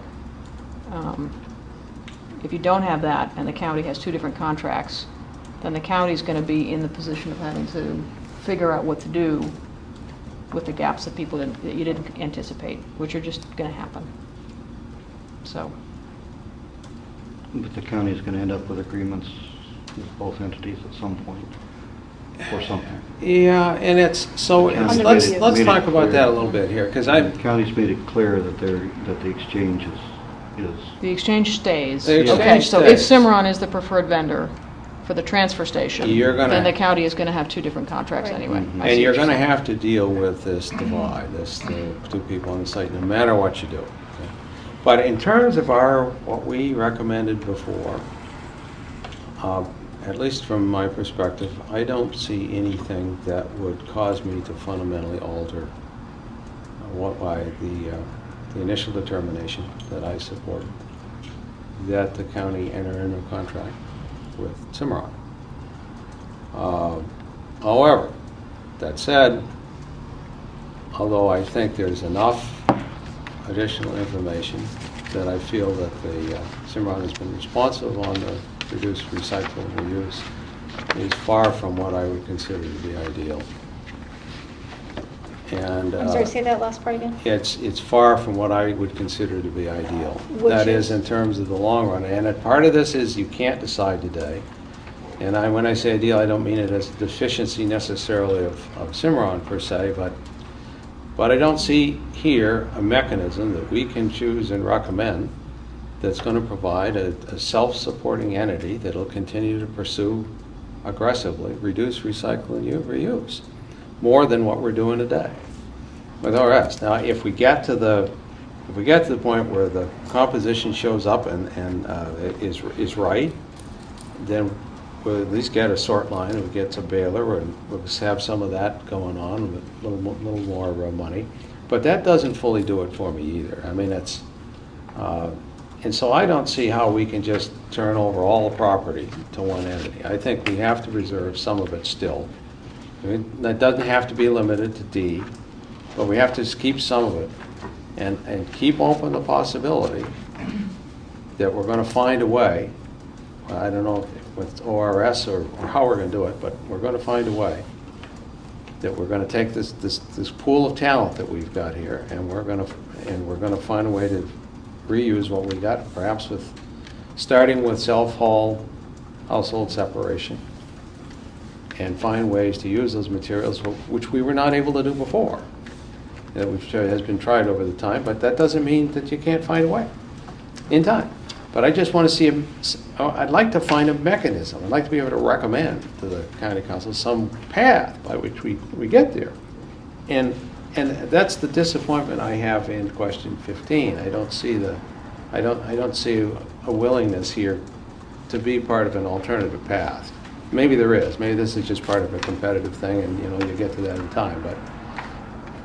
But I'd like to find a way to allow for that and try to get us moving in that direction. Okay, So can let me I just summarize what I hear you saying? Okay. Yes. That you are essentially comfortable with the initial proposal, which is that the county should contract well, that wasn't our proposal, but. Initial determination. But you're now comfortable saying the county should contract with Cimarron. I am. For parcels A and D. The county should retain parcel C. The exchange should be on parcel B. And you continue to believe that Cimarron has been deficient in its reduce reuse. I think it provided a plan that's reasonable for what you can know now, but there is this inherent conflict between somebody who's in a volume business and a transportation business and somebody whose body, mind, heart, and soul is in trying to reduce, recycle, and reuse. Okay, so let me, I want to make sure I understand, because I think I heard slightly different or some additional pieces. So would you repeat again what you think he's summarized, and then? I think what Jeff is saying is that his position is that the county should contract with Cimarron for parcels A and D. Can we stop there, and the county should negotiate with? Right. Because previously we said before beginning negotiations, get this resolved. I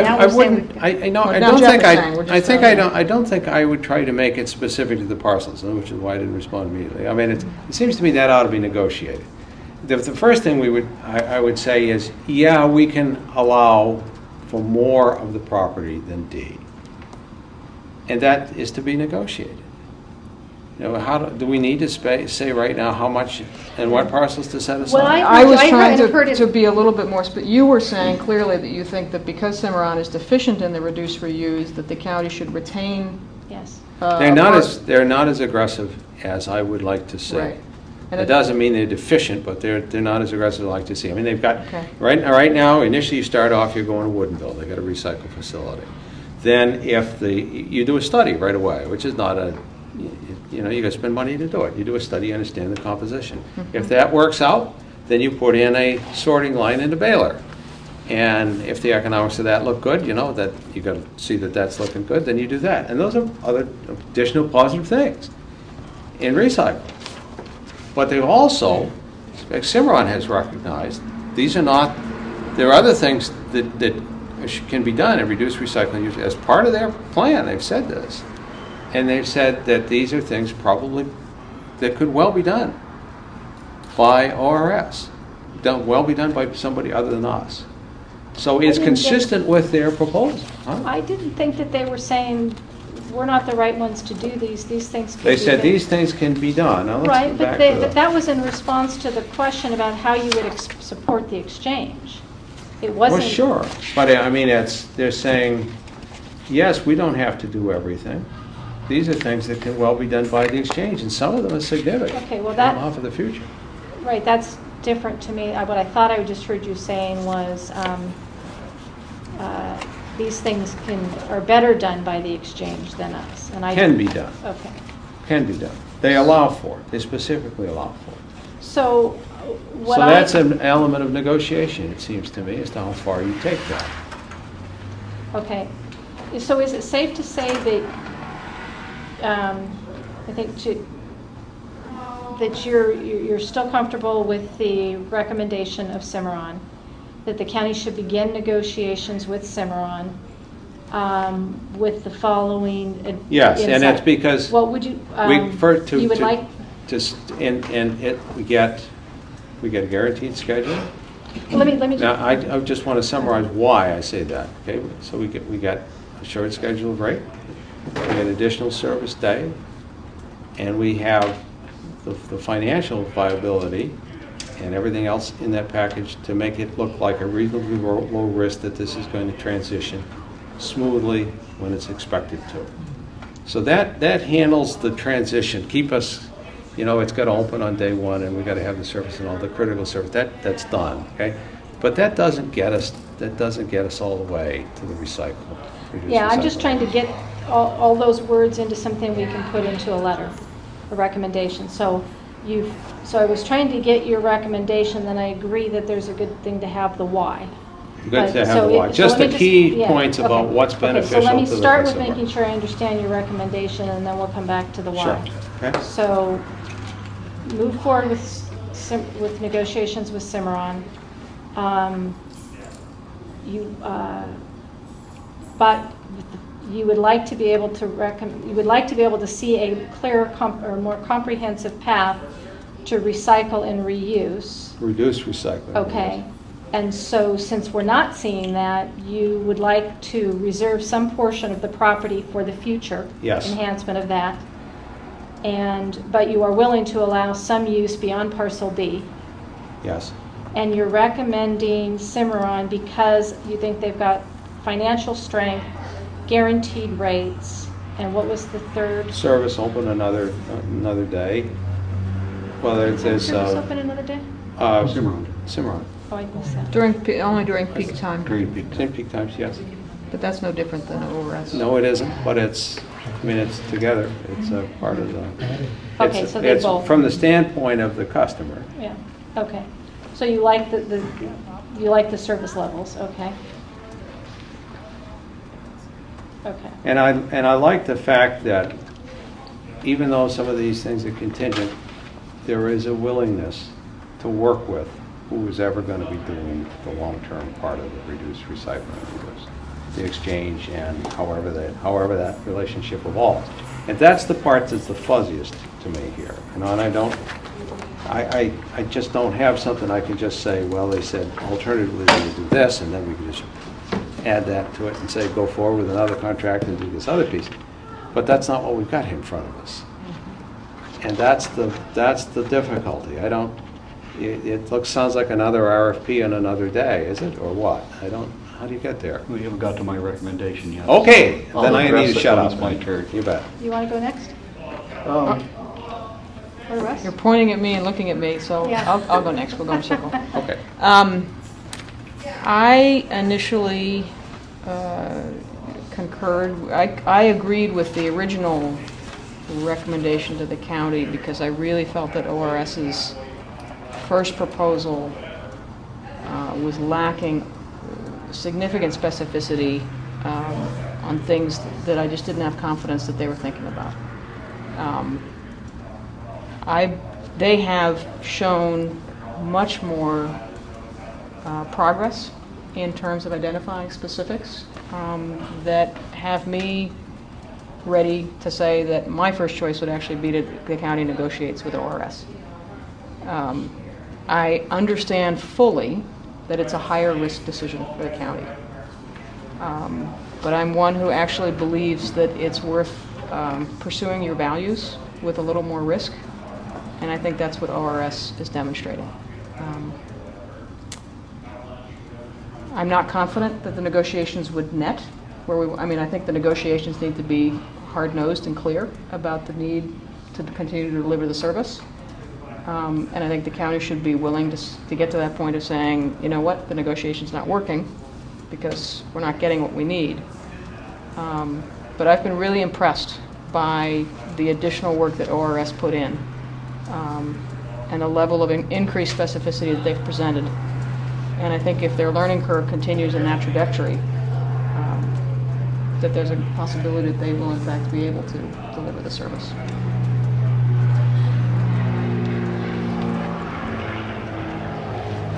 So,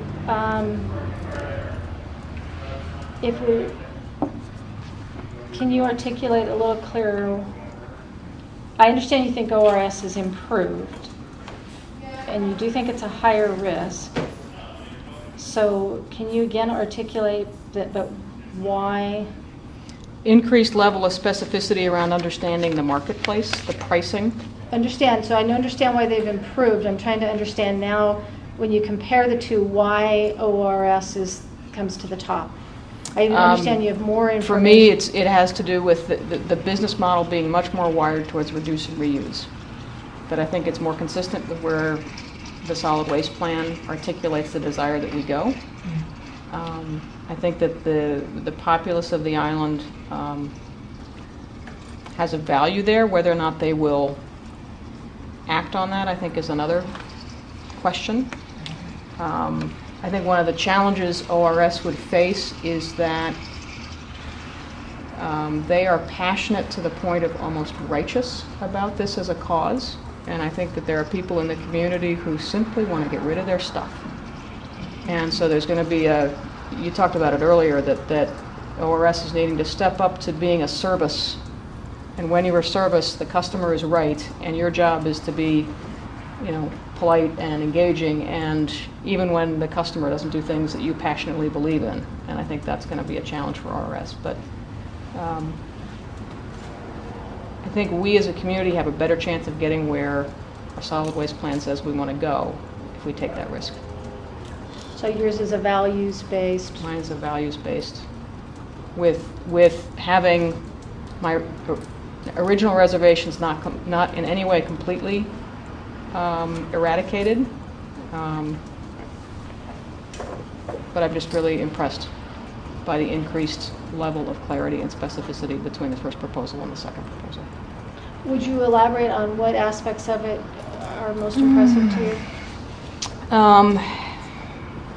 I think they've engaged the community in ways to help them with some cash flow. It's not sufficient yet, but I think they're on the way.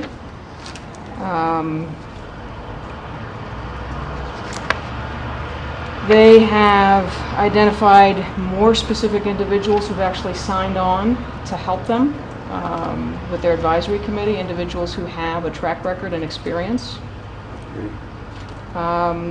They have adjusted their rate structure so that I think it will put San Juan Sanitation in a very difficult position should San Juan Sanitation decide to stick with their commitment to stay with Cimarron.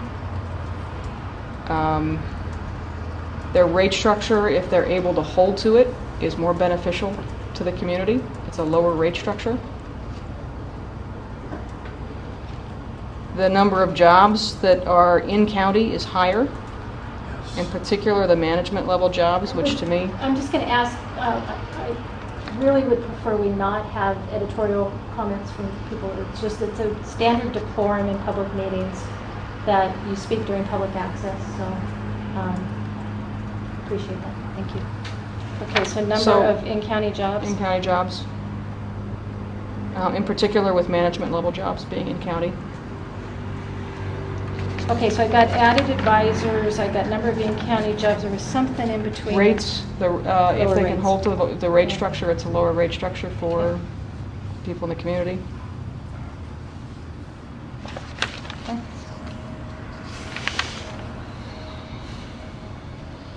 That's what I can pull out quickly right now. Russ? So we're going one direction, another direction. I'm going to go yet a third direction because I'm not opposed to the forced marriage at this point in time. I think it accomplishes goals that are going to be able to be better managed, dealt over time. I tend to look at the two proposals as Cimarron's is what I consider to be a business proposal, a business contract with the county and the community to make sure that we can get rid of the waste for those that want to just get rid of their waste. I look at the proposal by ORS to be a promise, a social contract with the community to give them an opportunity to change what we do.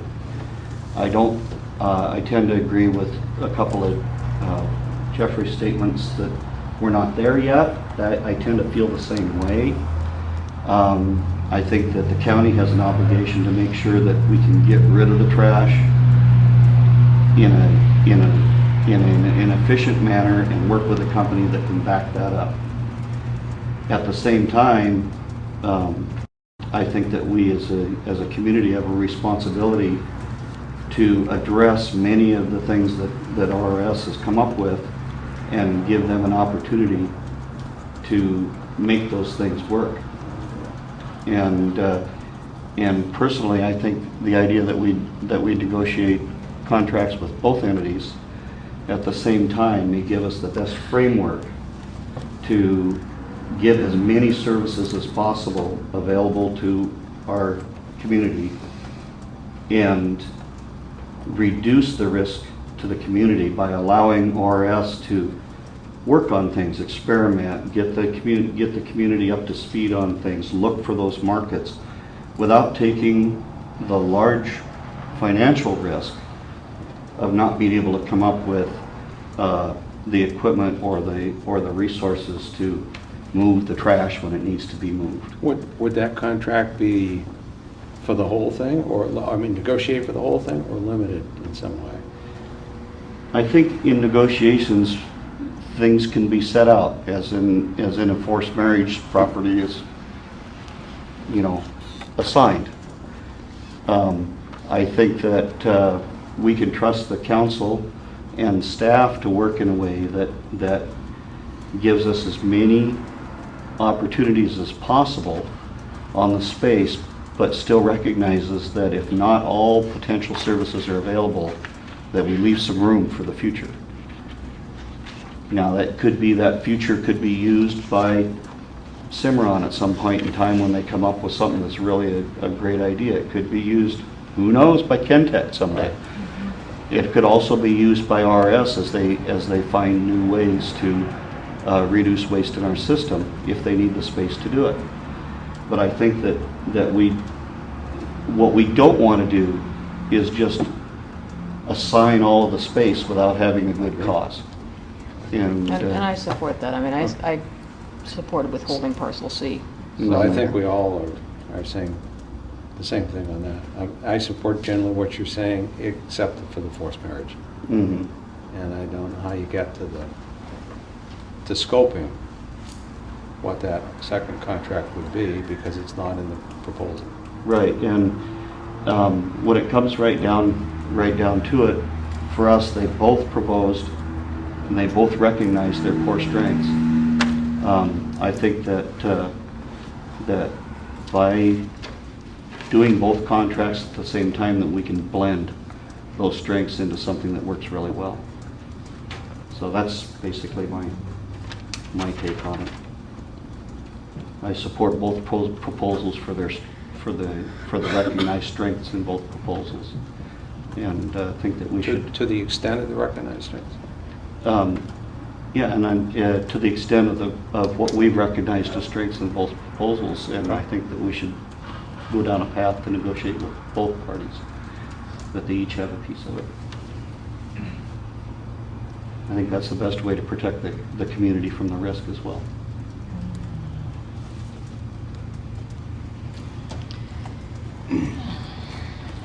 I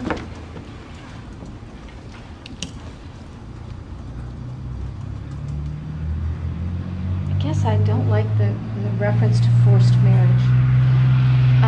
It's a Maybe comment I women heard have more of somewhere. a- I apologize if it's... No, it's not the first time it's been used. I think actually it came up first at the council too. It did. so- And that's why I was thinking. That's right. I'm just recycling a So, phrase. because I think companies realize they need to partner with, San Juan County's been partnered with Waste Management, and Waste Management's been partnered with Cimarron since forever, for a decade, and somehow everybody seemed to figure out how to make it work, and to me I just, that term just seems so negative, and I don't think it needs to be construed as negative. Change it. I'm trying to come Well, up with a it's good one. when I think partnership is in this context, good the term. forced partnership to me means both sides are contributing capital and they're sharing the income from the return, they're sharing the returns. That's a partnership. But you have other ways where companies cooperate all the time because they share a site, for example. And they do that simply by having either an agreement between them, or an agreement, if it's with a government entity, where the government's also involved.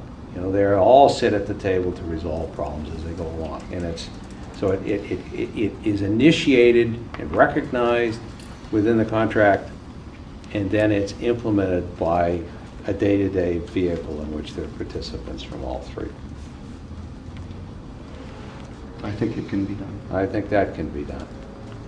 I think in time it should be done, regardless of how, because you've got two long-standing entities that are going to be on this site. So they're not both the same entity.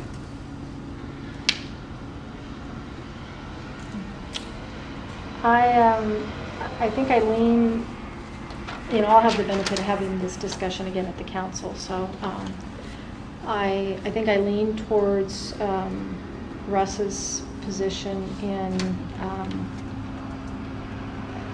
as much as I would like to be able to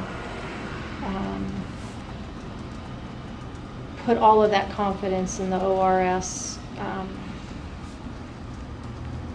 bucket hands. We have a responsibility to ensure that we can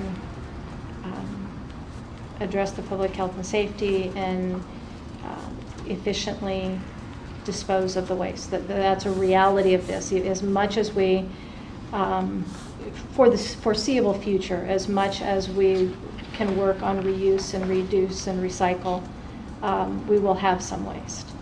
And I just have a much higher degree of confidence in the Cimarron proposal for that aspect of the business. And I think you kind of said this, and I tend to agree that I have a concern that if we were to put it all into the ORS basket, it would take us a substantial amount of time to be able to move forward on some of the reuse and recycle, or some of the recycling and some of the other opportunities. Whereas I believe that ORS, if we contracted with them right now to do those, could begin moving forward on those immediately and not having to put the time and energy with regards to relocating the scale and all of the permits and all of that.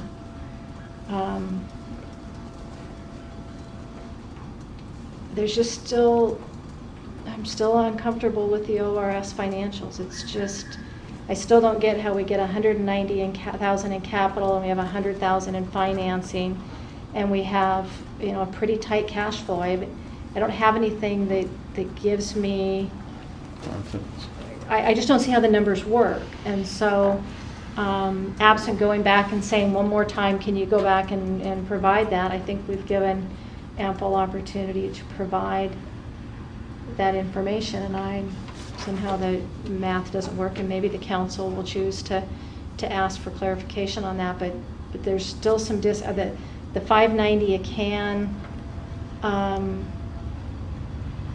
to me is, again, I don't get the math behind it and how that would be feasible given the per ton rate. So there's just enough at this point in time with the information we have. There's enough gaps there that I just can't take the leap to be 100% ORS. And so, given that I don't feel like I can do that, but I really feel strongly they need to be part of the solution, I would rather go down the path of joint and to find. And to be honest, I think Cimarron did a pretty nice job of answering that question number 17. I think they went a little further than ORS did in saying, here's some ways that we think the process could be split.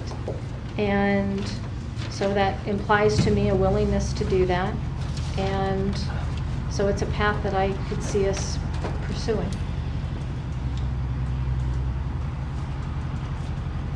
But I don't know where that gets us.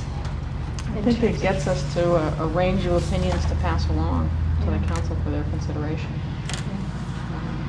In some ways, you know, essentially it's all tinkering with question number 17. Yeah. And the question is, do you have two separate contracts and two separate entities, or do you put one in charge of the other? You know, and ORS's proposal for how to work together is we're in charge, and Cimarron's our trucking company. Right. So Cimarron gives us that assurance, and with Cimarron comes the San Juan Sanitation flow, Right. which gets the volumes, which addresses some of the concerns about the financials. I don't think a subcontractor arrangement is necessarily the way to do this. They're doing different things at different time scales. They just happen to be in the same site and they share some of the materials. But even the materials are, I suspect that ORS for the long term would be using relatively smaller volumes, and if you had household separated waste would be a good source for that, at least initially. The problem is, how do you get this started? If you wanted to negotiate with two, it's easy with Cimarron, because that's what you've got to do, and that's the core of this thing, and it's this other piece of it. You need to have, you can't just invent it, you've got to, but if it's not to be the whole thing, if it's to be limited and there's some piece of it, then you have to have a proposal to do that, and start from that, don't you?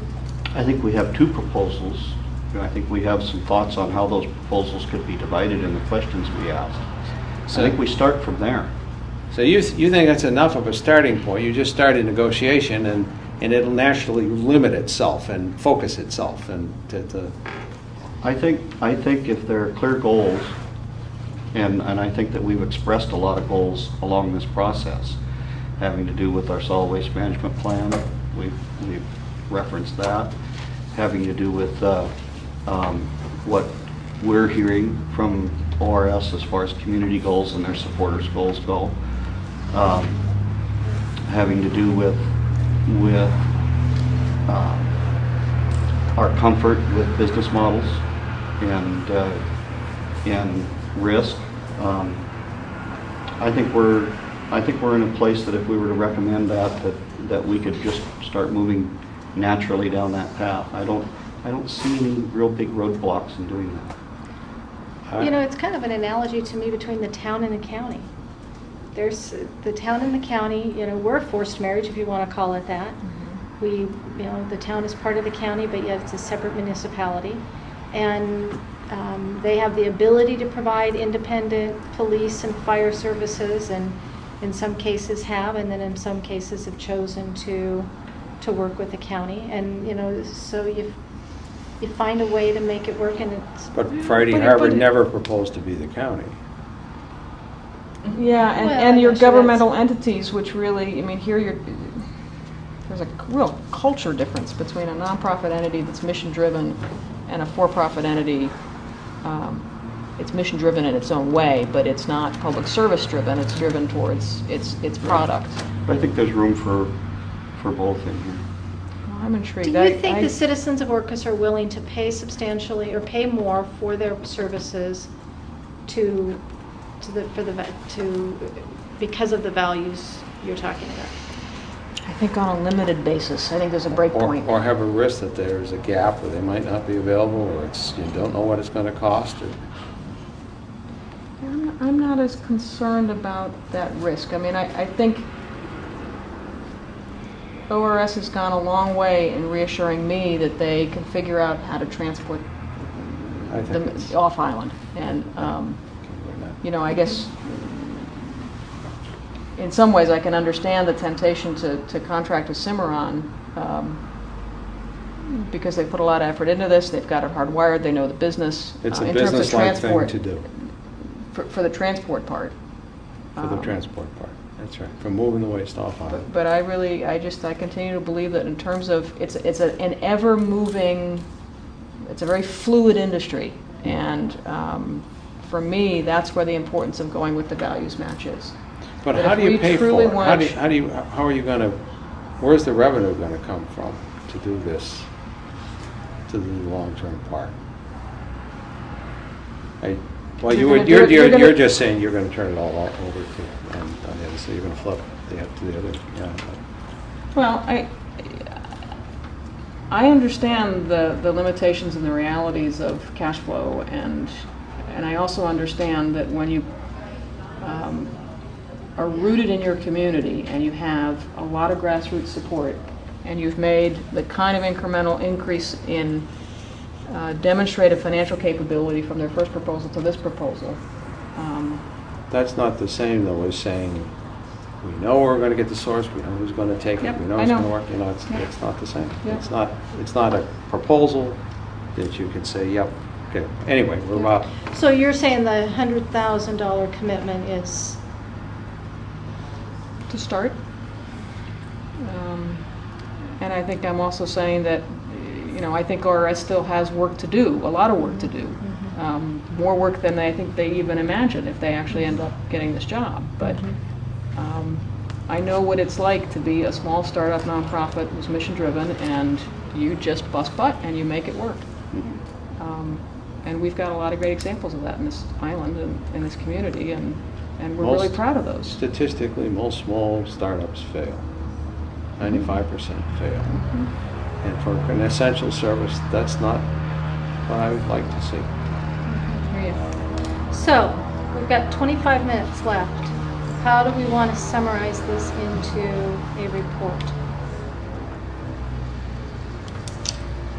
we've stumbled across this a number of times, that really the key here is the level of risk that the council feels willing to take. It's a risk mitigation analysis. I don't think there's any disagreement about the fact that Or you people, could... let me finish, that Sorry. that there's a lot of respect for and belief in the values that ORS articulates, and that we as a community would like to go more in that direction. I get that that's a uniform consensus. The issue continues to be, do they have the chops to actually pull off this essential service? So, These things are divisible in time. I'm sorry? They're divisible in time. You got an essential service. You need to get it going, deliver on time, at least for its best deal, you know, lower prices, better service, whatever.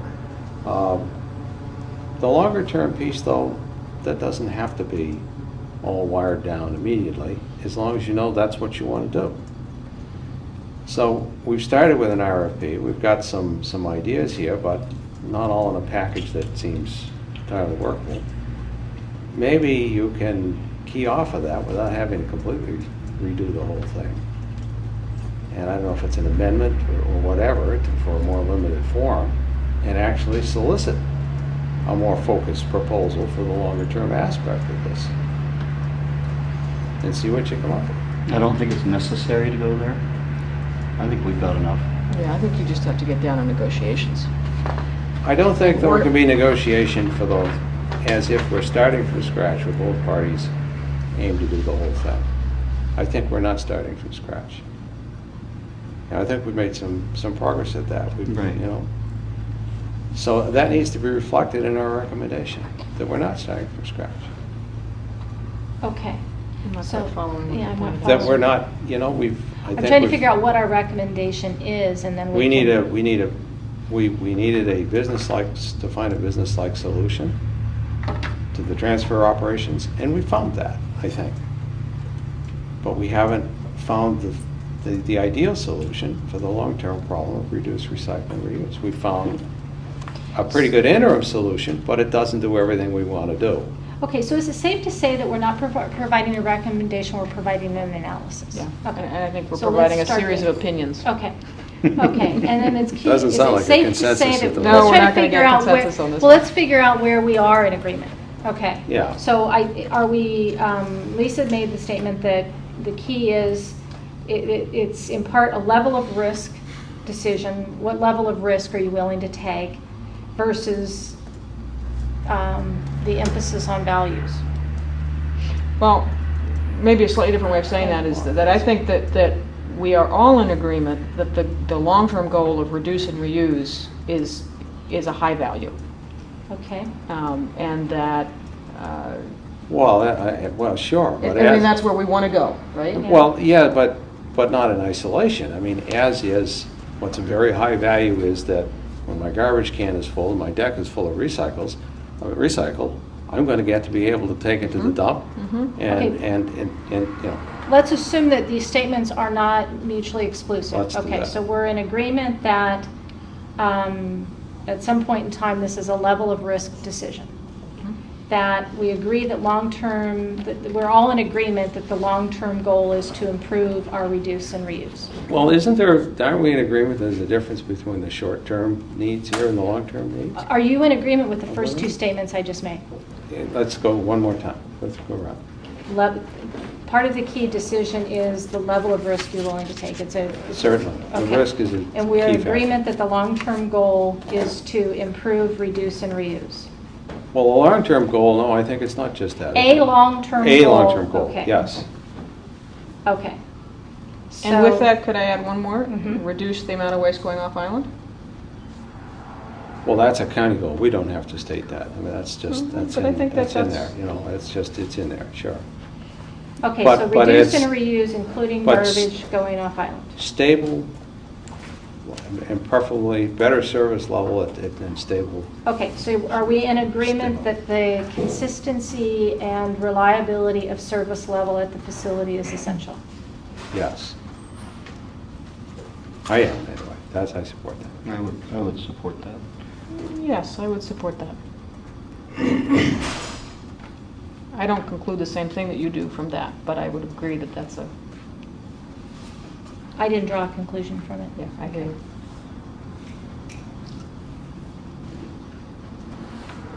I was talking to Jeff, not you. Okay. And for me, the reason for that is so essential is we do have many customers that can't be served through South Hall and that need It that. can only be served through South Hall. I'm sorry, can only be, yes, you're right. through Can't be the served restaurant. by curbside. Okay. Okay. What are the other things that we're in agreement on? Well, that you, with, at least with Cimarron, you got a stable, you have a stable set of rates for a period of time, for 5 years, and services, and that are better than what we got today. Isn't that So true? is it safe to say that we're in agreement that reasonable security on stable rates, or, I'm just trying to figure out the common ground and then we can do the compare and contrast. Do you, I don't know. do you disagree with it?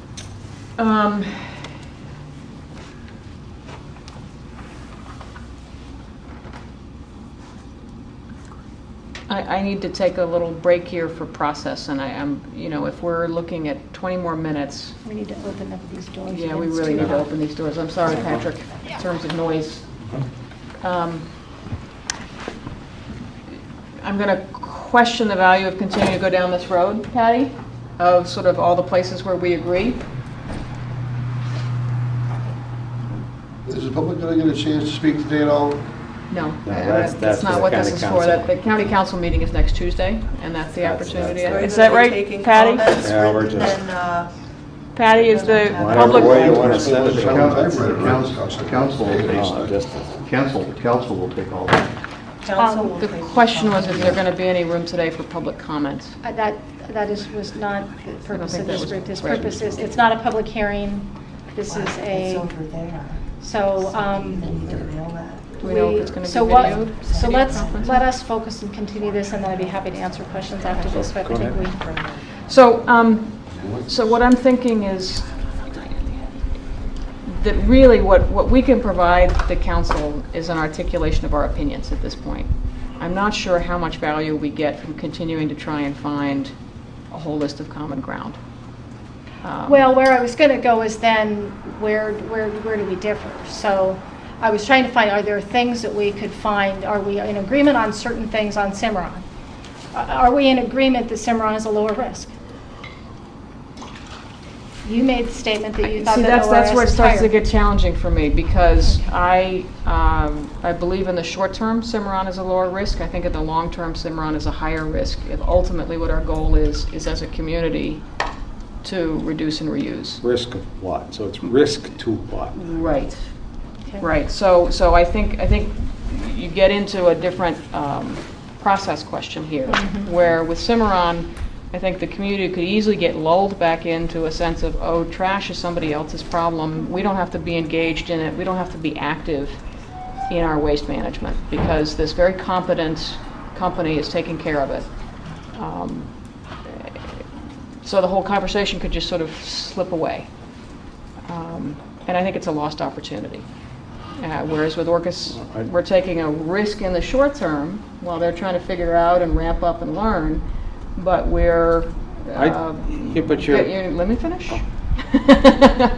But we're closer to, I think, engaging in a partnership that gets us where we want to go in the long run. Yeah, but you're putting self-haulers at risk in order to further a long-term goal for which there's no evidence we're going to get there anytime soon. And This is that's the where you just same- right back this to is the the risk. yeah. It's, I mean, that's where I think this whole, like, where do we agree or Okay. where do we disagree thing isn't really going to advance the council's capacity to understand this, because I think it's really just down to a risk. So this is exactly back to the parcel fee discussions and I made this statement when we were going through that. You can put any two people in a room and they may agree on the topic of solid waste, but that's the end of the agreement. Everyone has a different opinion upon the solution. Even people that are strong on reuse and reduce, you can have multiple different opinions. Well, at least when we say opinion, though, we've gone through this in detail today, and we've commented on every question for where we thought, from a business-like standpoint, where things were well laid out and well founded and supported by evidence, and where they weren't. So it's more than an opinion in that respect. No, it's not a values-driven thing in that respect. Oh, I'm interrupting. Okay, so how But do you want let me just respond to that. So I think that I think we have analyzed the information. I think there's not a lot of a disagreement among the four of us about what's been put before us. What is different is the internal, willingness to take different kinds of risk. That's true. And that's really the only thing. Who should take those risks? Right. Where the risk is the risk in the short term? Is the risk to the self-hauler or the community? I mean, short-term interest or long-term? Yep. I still think it comes down to, though, to taking advantage of the strengths of the vendors and getting a good deal for the community. Yeah. And that's where I come from when I say we should negotiate with both vendors, because they both have strengths, and that is going to give us a wider range of services to the community at the lowest possible financial risk to the community and the county as a result. And I think it opens doors that maybe previously haven't been able to be opened. Here's why I don't see any person here swayable at this point in the conversation.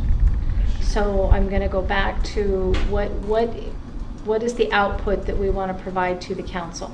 I'm unclear. Are you wanting each of us to write up our recommendations independently and submit it? Are we going to try to put together any sort of analysis of, we made a recommendation and we outlined the strengths and weaknesses. Do we want to provide any comment on we went back and asked questions in order to give them an opportunity to resolve some of those strengths and weaknesses? Do we want to provide any sort of analysis on the degree to which the responders have alleviated the concerns about the weaknesses, or what's the message we want to get to the council?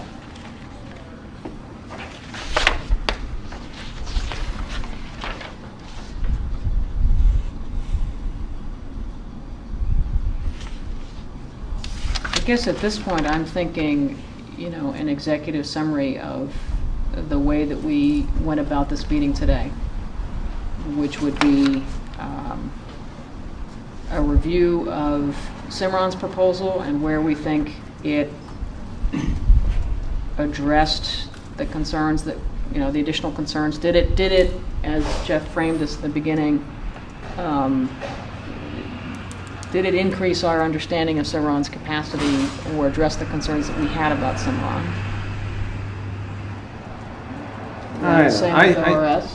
I'd come at it more from if you look at it from a values perspective, the following things would appear, and it's sort of a long-term, short-term thing. Or if you looked at it from a risk perspective,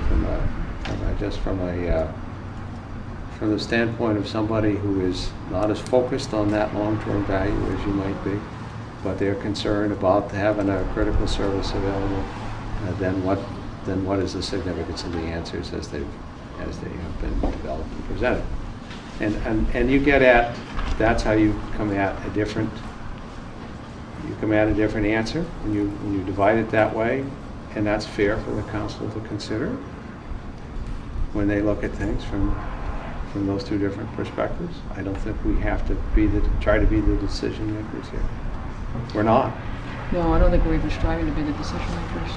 That's an interesting idea, is just sort of maybe it's almost stating the obvious, but it's framing the perspectives. From the two different perspectives, that you get a different answer from you interpret the answers differently. Well, that was part of the reason why I asked Lisa the question if she felt like ORS was the higher risk. Because what you're saying, I think, is it's an essential service. We have a responsibility to ensure that it is consistently and efficiently delivered. And as a result, I believe Cimarron is the most qualified to provide that. And that ORS is a greater risk in that. So I'm trying to figure out if then the conflict, if the opposite side, well, maybe it is just two statements. Maybe there's that statement, and then the other side is that the While there's some you- assured progress some- with the Cimarron, there is some greater risk to the long-term goals because there's certain things that are not addressed and cannot be addressed now. The problem is that we don't have a proposal before us that we can simply select to make that happen. So I could see a statement from us that simply flushes out this issue of risk and how you define risk and what is it that you're willing to put at risk. That we see that those are the critical questions. And then, so that's sort of one sort of topic, and then the other topic might be pros and cons that we see between the negotiating with both partners for separate contracts or negotiating with one entity and letting them negotiate subcontracts. Well, I thought we had agreed at the outset that we were not trying to redo this from scratch, so it's really just a... I didn't understand what she said gave. Well, I'm trying to understand what you mean, not redoing this from scratch. well, we made a recommendation last time, and that's a question is, have the answers as they've been developed, are they of such a character as to completely overturn what we had recommended before? I think we've reached, we no longer have consensus. So we had consensus previously. The information that's presented has resulted in us no longer having consensus. Right? Well, the So I initial... think there is a difference. I mean, I think So- that's maybe where we start. The initial determination was that the county initiated a contract with Cimarron, subject to certain provisos. Are you opposed to that in your recommendation? Yes. Okay, so I'm hearing a couple things. A summary of the way we went about this meeting, so just giving them an overview of how we tackled this Yep. this discussion. Fine. And then the result of that was I'll just state the one person for Cimarron, one person for ORS, and two people for splitting the services. Oh, no, I'm not opposed to splitting the services. I don't like the forced merit. I just don't see how you can get there without having that more limited option in somebody's proposal. Without having that more. Without having a partnership that both was one sides of may the- not want to enter. Yeah, but cooperation between the entities was part of the original RFP. Cooperation between the entities, but both entities have based everything that they proposed on doing everything, except for, Right. Cimarron has not said we're going to do the very far term. Right. In fact, they now say we're specifically allowed I guess. ORS to do that. But that's the problem. The problem is that's all you've got before you, is you've got two proposals to do the whole thing. And it's... But, and I guess a piece of information that maybe you haven't heard is that when the question was asked of Randy, he didn't think that would be a problem to combine the proposals basically and provide. It's not a problem if the people you're contracting with allow for that possibility. That's up to them. Well, we asked the question and they said no. One side said no. No, I don't think I just said I don't think no. either one said You're no. more optimistic. Well, they Okay. just drew the line at a different place. Right. Yeah. And that's what you would expect with competing full proposals. Well, I saw some allowance on the part of one party to say, yes, we're willing to deal on that. I didn't see that on the other. Well, we'll See. yeah. Well, Okay. that's where we are. I think the gang. That's- opportunity needs okay, to be we're- given. Okay, so for our report, so I'll talk about how we went about it. I'll talk about the results. Articulate kind of the two perspectives that it's kind of, That's fair. it's, I'm not sure how to word this, but that if you're kind of in your hierarchy of decision making, if the hierarchy is, it's an essential service that must be provided and that is the top priority, and that, or if your hierarchy is your values in alignment with the solid waste management plan, that may influence Essential which service, competitive direction. prices. We found that hierarchy influenced our end recommendation. Is that Influenced maybe the the proposed approach? Framed that kind of almost. Resulted in the variance from our original consensus. thank you.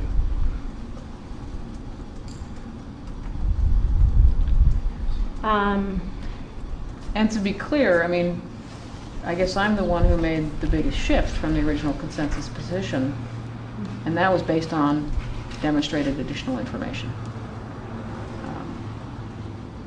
So that'll come out in the beginning. Yeah. Do you want me to highlight some of those things in this? I guess part of what I'm wondering is. I think each of us should write that for ourselves. You shouldn't be put in Okay. responsible for writing. I think each of us should Okay. write and submit to you, I guess, Okay. for consolidation, what our conclusion is and why.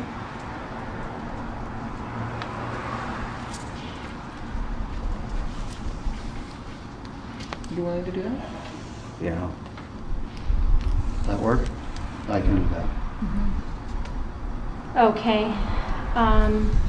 You talked about fleshing out risk and how we define it. Seems like a few sentences that we've pretty much got, I think. Well, they're very different kinds of risks. Yeah. Okay. We certainly must discriminate between those two kinds of risks. I guess. And not confuse people about that because they're very different. Do we need to consider getting together on Monday? And is that even an option? Not an option for me.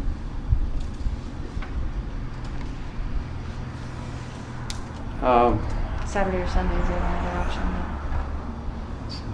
You're thinking I in need terms of to, having a written document that we Well, we can't really have, have to public notice it, don't we? Yeah, Whatever we do. that's I easy. need I mean, 24 hours. well, we have 48. So if you did it today, it would public Well, notice it it's, for Monday. look, it seems to me this is a different, Oh, I see, yeah. we're in a different situation than we were prior to the initial submission of the county. There, we were a separate group simply making a recommendation to the council, and then it's in the council's turf. And that's where it is now. I mean, I'm just they trying to figure sim- out how we're going to get our report written, Jeff. Well, that's what I'm saying, okay. So now they simply we were asked if we would be willing to continue to be involved here to look for questions, and we've done that. And we can write up something that sort of our particular views on what it is that we've seen. But beyond that, So are you how you proposing put that it we together. not do anything other than just submit 4 different things? Okay, exactly. that's all So I'm what looking- I'm saying, Patty, is that we can simply send it to you, and you can do with it as you wish. You mean as far as organize it?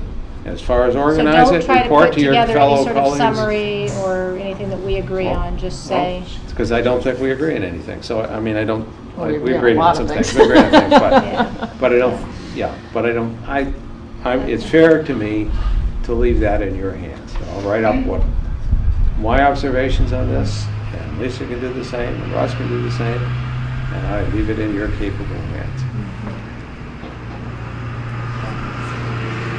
It'd be nice to be able to put something together, but if it's just not going to happen, it's not going to happen. So what I will do is I'll put together my thoughts on a combined message, and each of you can weigh back to me on whether or not you agree with that combined message.